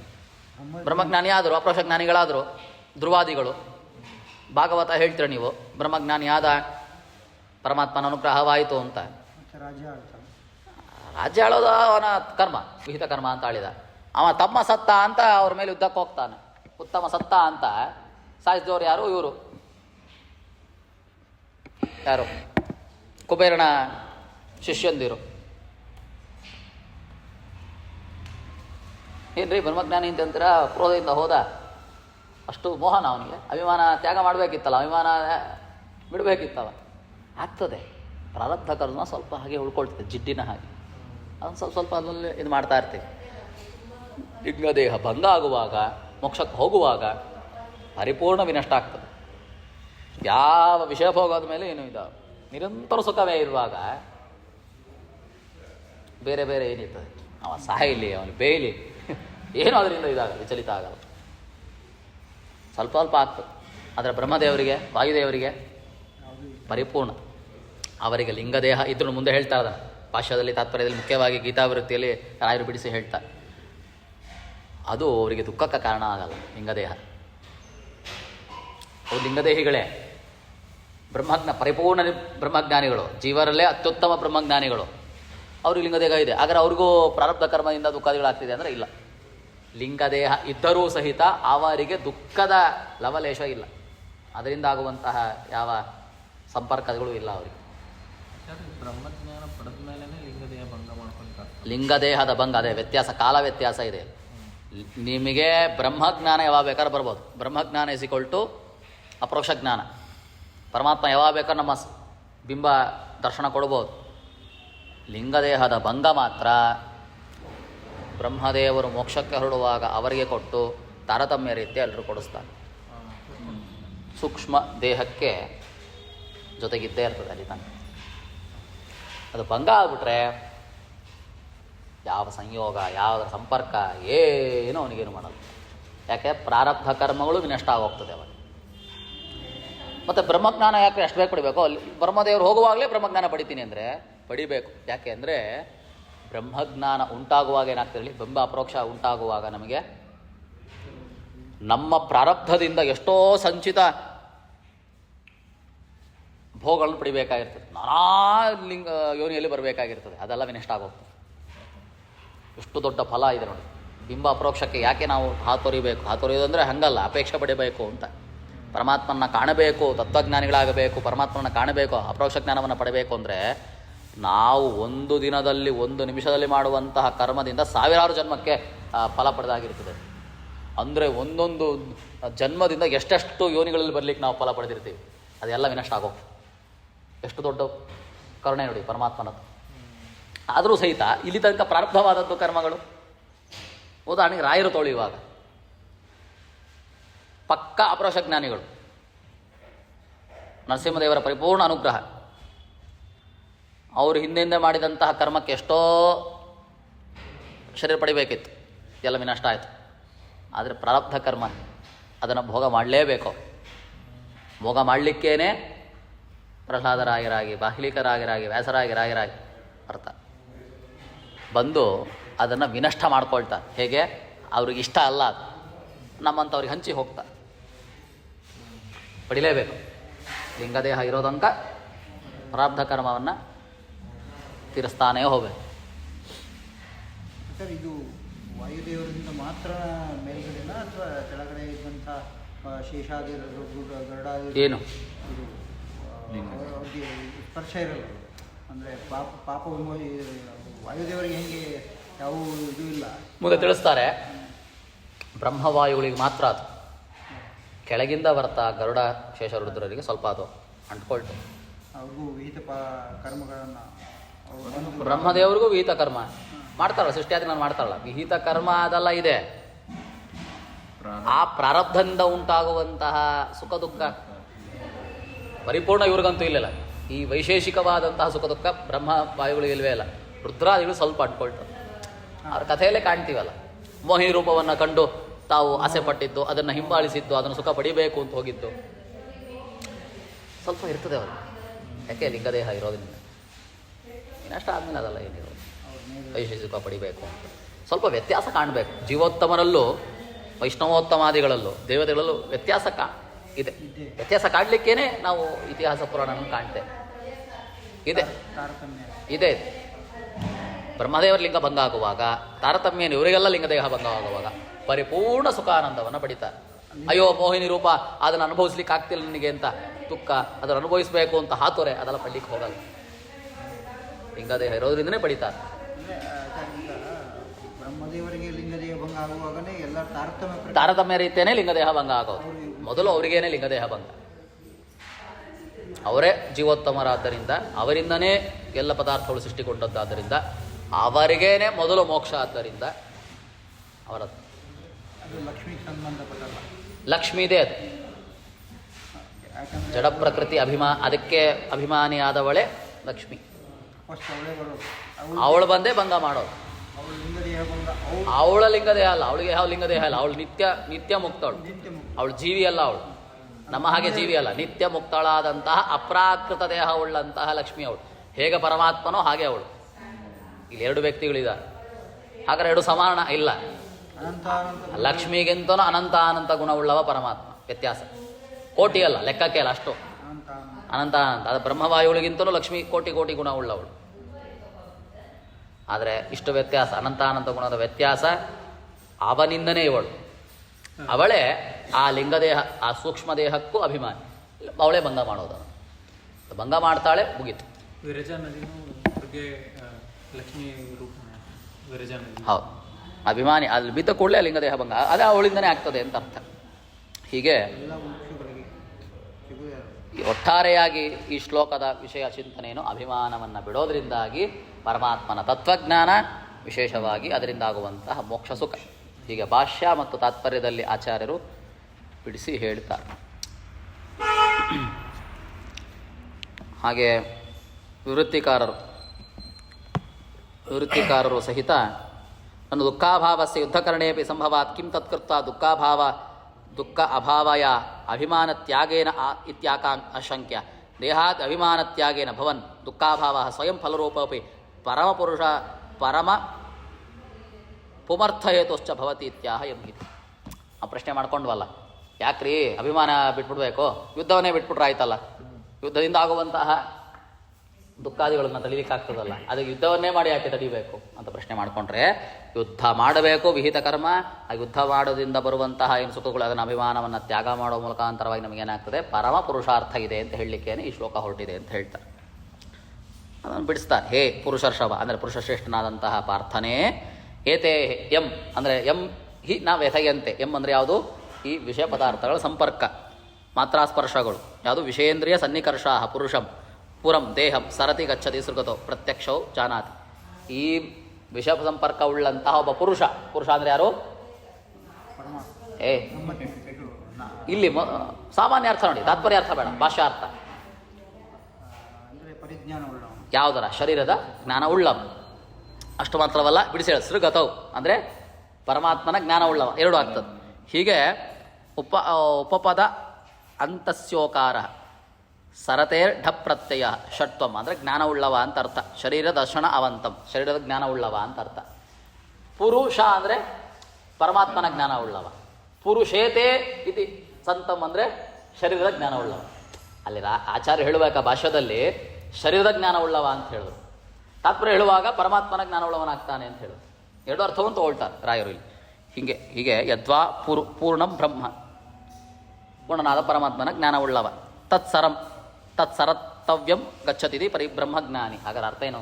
ಏ ಪಾರ್ಥನೇ, ಪರಮಾತ್ಮನ ಜ್ಞಾನವುಳ್ಳವ, ಶರೀರದ ಜ್ಞಾನವುಳ್ಳವ, ಇವನಿಗೆ ಈ ವಿಷ ಸಂಪರ್ಕಗಳು ಏನು ವ್ಯಥೆ ಉಂಟು ಮಾಡೋದಿಲ್ಲ. ಅದೇಗ್ರಿ ಉಂಟು ಮಾಡ್ತದೆ? ಸಮದುಃಖ ಸುಖಂ, ಸುಖ ದುಃಖಗಳನ್ನು ಸಮಾನವಾಗಿ ಕಾಣ್ತದೆ. ಹೇಗೆ ಸಮ ದುಃಖ ಕಾಣಲಿಕ್ಕೆ ಆಗ್ತದೆ? ಧೀರೆ, ಪ್ರಯತ್ನ ಪಟ್ಟು, ನಿತ್ಯ ಪ್ರಯತ್ನ ಪಡುವಂಥವನಿಗೆ ಸುಖ ದುಃಖಗಳು ಏನು ಮಾಡಲ್ಲ. ಅಂಥವನಿಗೇನೆ ವಿಷ ಪದಾರ್ಥಗಳ ಸಂಪರ್ಕ ದುಃಖಗಳನ್ನು ಉಂಟು ಮಾಡಲಿಕ್ಕೆ ಆಗೋದಿಲ್ಲ. ಅದರಿಂದಾಗಿ ಅವನಿಗೆ ಮೋಕ್ಷವೇ ಸಿಗ್ತದೆ. ಮೋಕ್ಷವೇ ಸಿಗೋದು ಪರಮ ಪ್ರಯೋಜನ. ಅಷ್ಟು ಮಾತ್ರವಲ್ಲ, ಪರಮಾತ್ಮನ ಜ್ಞಾನ ಆಗೋದು ನಂತರದ ಪ್ರಯೋಜನ. ಅಲ್ಟಿಮೇಟ್ ಮೋಕ್ಷವೇ ನಮ್ಮಂಥವರಿಗೆ. ಬ್ರಹ್ಮವಾಯುಗಳು ಮೊದಲಾದಂತಹ ದೇವತೆಗಳಿಗೆ ಪರಮಾತ್ಮನೇ ಅನುಗ್ರಹ, ಪರಮಾತ್ಮನ ಪ್ರೀತಿಗೋಸ್ಕರವೇ ಅವರ ಕರ್ಮವನ್ನು ಮಾಡಿದ. ಅರ್ಜುನ ಯಾವುದಕ್ಕೋಸ್ಕರ ಮಾಡಿದ? ಮೋಕ್ಷಕ್ಕೋಸ್ಕರ ಮಾಡೋದನ್ನ, ಯುದ್ಧವನ್ನು. ಪರಮಾತ್ಮ ಹೇಳ್ತಾನೆ, ಪರಮಾತ್ಮನ ಪ್ರೀತಿ ಆಗ್ತದೆ, ಪರಮಾತ್ಮನ ಪ್ರೇರಣೆ ಅಂತ ಮಾಡ್ತಾನೆ. ಹೀಗೆ ದೇವತೆಗಳ ಚಿಂತನೆ. ನಾವು ಯಾಕೆ ಮಾಡ್ತೀವಿ? ನಮಗೊಂದು ಫಲ ಇದೆ ಅಂತ ಮಾಡ್ತೀವಿ. ಇದು ವ್ಯತ್ಯಾಸ. ಧೀರ ಆದ್ರೆ ಪದವನ್ನು ಬಿಡಿಸ್ತಾರೆ ಮೊದಲು. ಏನು ಧೀರ ಅಂದರೆ? ಸುಖೇ ದುಃಖೇ ಚ ಪ್ರಾಪ್ತೇ ಚ ಸತಿ ತತ್ಕಾರ್ಯಯೋ ಉತ್ಸೇಕ ವಿಷಾದಯೋ ಸ್ತಂಭಕ ಪ್ರಯತ್ನವಂತಂ. ಧೀರ ಅಂದ್ರೆ ಅರ್ಥ ಏನು ಅಂದರೆ, ಸುಖ ದುಃಖಗಳು ಆಗ್ತಾ ಇರ್ತದೆ ನಿಮಗೆ. ದುಃಖ ಹೇಗೆ ನಮಗೆ ಬೇಡವೋ ಅದು ವಿಷಮವೋ, ವಿಷ ಅಂದರೆ ನಮಗೆ ಹೀನವೋ, ಸುಖವೂ ಹೀನ ಅಂತ ಬಿಡ್ತಾನೆ. ಹೇಗೆ ಬಿಡ್ತಾನೆ? ಪ್ರಯತ್ನಪೂರ್ವಕವಾಗಿ ಬಿಡ್ತಾನೆ. ಸ್ತಂಭ ಪ್ರಯತ್ನವಂತಂ. ಧೀರ ಅಂದರೆ ಯಾರು? ಸ್ತಂಭ ಪ್ರಯತ್ನ, ನಿರಂತರ ಪ್ರಯತ್ನ ಪಡ್ತಾನೆ. ದುಃಖ ಆಗುವಾಗ ಬೇಡ ಅಂದ್ಬಿಡ್ತೀವಿ, ಸುಖ ಆಗುವಾಗ ತಗೊಳ್ತೀವಿ. ನಮ್ಮಂಥವ್ರು ಅವ್ರೇನು ಮಾಡ್ತಾರೆ? ದುಃಖ ಹೇಗೆ ಹೀನವೋ ಸುಖವೂ ಹೀನ ಅಂತ ನಿರಂತರ ಪ್ರಯತ್ನವಾಗಿ ದೂರ ಮಾಡ್ತಾರೆ ಅದನ್ನು. ಅಂದರೆ ಅಭಿಮಾನವನ್ನು ಬಿಡ್ತಾರೆ, ಅಭಿಮಾನ ದೂರ ಮಾಡ್ತಾರೆ ಅಂತ.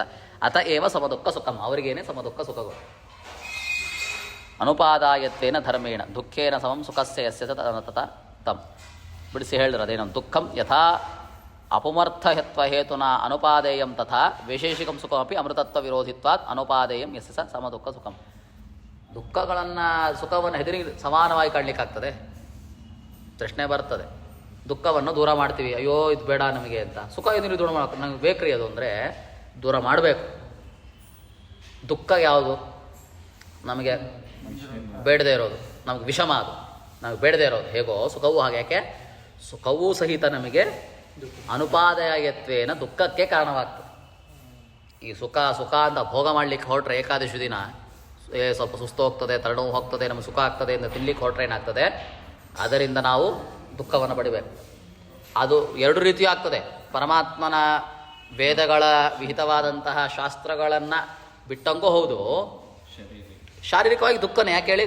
ನಿರಂತರವಾಗಿ ತಿನ್ನೋದ್ರಿಂದ ಅವನಿಗೆ ರೋಗಾದಿಗಳು ಬರ್ತದೆ. ಒಂದಿನ ಉಪವಾಸ ಇದ್ಬಿಟ್ರೆ ಆ ದೋಷದಿಂದ ಹೊರಗೆ ಬರ್ಬೋದು. ಸೊ ಏನಾಯಿತು? ವೈಶೇಷಿಕ ಸುಖವೂ ಅನುಪಾದೇಯ, ಅವನಿಗೆ ಬೇಡದೇ ಇರೋದು. ಸಮದುಃಖ ಸುಖ ಅಂದರೆ ಹೀಗೆ. ದುಃಖ ಸಮಂ ಸುಖಮಿತಿ ಯಾವತ್. ಅಷ್ಟೆಲ್ಲ ಯಾಕೆ ಬಿಡಿಸೋದು? ದುಃಖ ಹೇಗನೋ ಸುಖನೂ ನಮಗೆ ಬೇಡದೇ ಇರೋದು. ಅತಏವ ಯಂ ಅಭಿಮಾನಹೀನಂ ಜೀವಂ ಸ್ತ್ರೀಜನಂ ಪುಂಜನಂ ವ. ಅಭಿಮಾನಹೀನ ಅಂದರೆ ಯಾರೋ?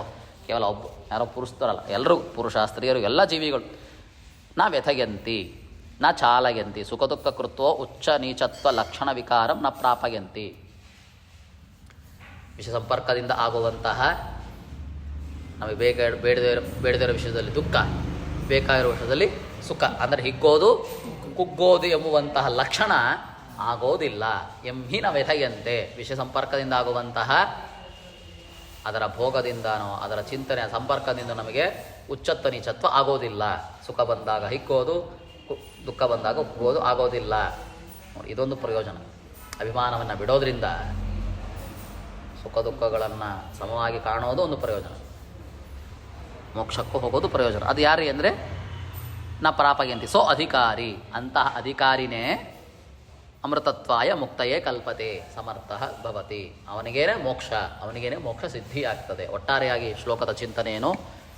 ಅಭಿಮಾನವನ್ನು ಬಿಡೋದ್ರಿಂದಾಗಿ ವಿಷ ಸಂಪರ್ಕಗಳ ದುಃಖಾದಿಗಳು ಅವನಿಗೆ ಅದರ ಹಿಗ್ಗೋದು ಕುಗ್ಗೋದು ಆಗದೇ ಇದರಿಂದಾಗಿ ಸುಖಗಳನ್ನು ಸಮಾನವಾಗಿ ಕಾಣೋದ್ರಿಂದಾಗಿ ಸತತ ಪ್ರಯತ್ನವನ್ನು ಪಟ್ಟು ಅವನಿಗೆ ಮುಕ್ತಿಯ ಲಾಭ ಆಗ್ತದೆ. ಅದರಿಂದಾಗಿ ಅಭಿಮಾನವನ್ನು ಬಿಡಬೇಕು. ಬಿಡೋದ್ರಿಂದಾಗಿ ನೀನು ಯುದ್ಧ ಮಾಡಲಿಕ್ಕೆ ಯೋಗ್ಯನಾಗ್ತಿ. ಯುದ್ಧ ಮಾಡಿ ವಿಹಿತ ಕರ್ಮಾನುಷ್ಠಾನದ ಮುಖಾಂತರವಾಗಿ ಮುಕ್ತಿಯನ್ನು ಪಡಿತಿ ಅಂತ ಹೇಳಿ ಮುಗಿಸ್ತಾನೆ. ಮುಂದೆ ನಾಸತೋ ವಿದ್ಯತೆ ಭಾವ ಎಂಬುವಂತಹ ಶ್ಲೋಕದ ಮುಖಾಂತರವಾಗಿ ಹಿಂದೆ ಕೃಷ್ಣ ಪರಮಾತ್ಮ ಜೀವಿಗಳು ನಿತ್ಯರು, ಅದಕ್ಕೆ ಅನಾದಿ ನಿತ್ಯರು ಅಂತ ಹೇಳಲಿಕ್ಕೆ ತನ್ನೇ ಉದಾಹರಣೆ ಕೊಡ್ತಾನೆ. ಹೀಗೆ ತನ್ನನ್ನೇ ಉದಾಹರಣೆಯನ್ನು ಕಾಣದೇ ಅಂತವರು ಏನಾಗ್ತದೆ, ಪರಮಾತ್ಮನನ್ನು ಸಾಮಾನ್ಯವಾಗಿ ತಿಳ್ಕೊಂಡ್ರು, ಅಂಥವನಿಗೆ ಏನಾಗ್ತದೆ, ಅಂಥವನಿಗೆ ಹೇಗೆ ಅಂತ ಹೇಳಲಿಕ್ಕೋಸ್ಕರನೇ ಒಂದು ರೀತಿಯಲ್ಲಿ ಶ್ಲೋಕದ ಚಿಂತನೆ. ಮತ್ತೊಂದು, ದುಷ್ಕರ್ಮ ಯಾವತ್ತೂ ನಮಗೆ ಅದು ದುಃಖವನ್ನು ಕೊಡುವಂತಹದ್ದು, ಸತ್ಕರ್ಮ ಯಾವತ್ತೂ ಸುಖವನ್ನು ಕೊಡುವಂಥದ್ದು, ದುಃಖವನ್ನು ಕೊಡಲ್ಲ. ದುಷ್ಕರ್ಮವು ನಮಗೆ ದುಃಖಕ್ಕೆ ಕಾರಣ, ಸತ್ಕರ್ಮ ಸುಖಕ್ಕೆ ಕಾರಣ ಅಂತ ಮುಂದಿನ ಶ್ಲೋಕವನ್ನು ಹೇಳ್ತಾನೆ. ಎರಡು ರೀತಿಯಾದ ಚಿಂತನೆ, ಅದನ್ನು ಹೇಗೆ ಅಂತ ಮುಂದೆ ನೋಡೋಣ. ಕೃಷ್ಣಾರ್ಪಣಮಸ್ತು. ಲಕ್ಷ್ಮೀದೇವಿ ಸೃಷ್ಟಿ ಬಗ್ಗೆ ಅಂದರೆ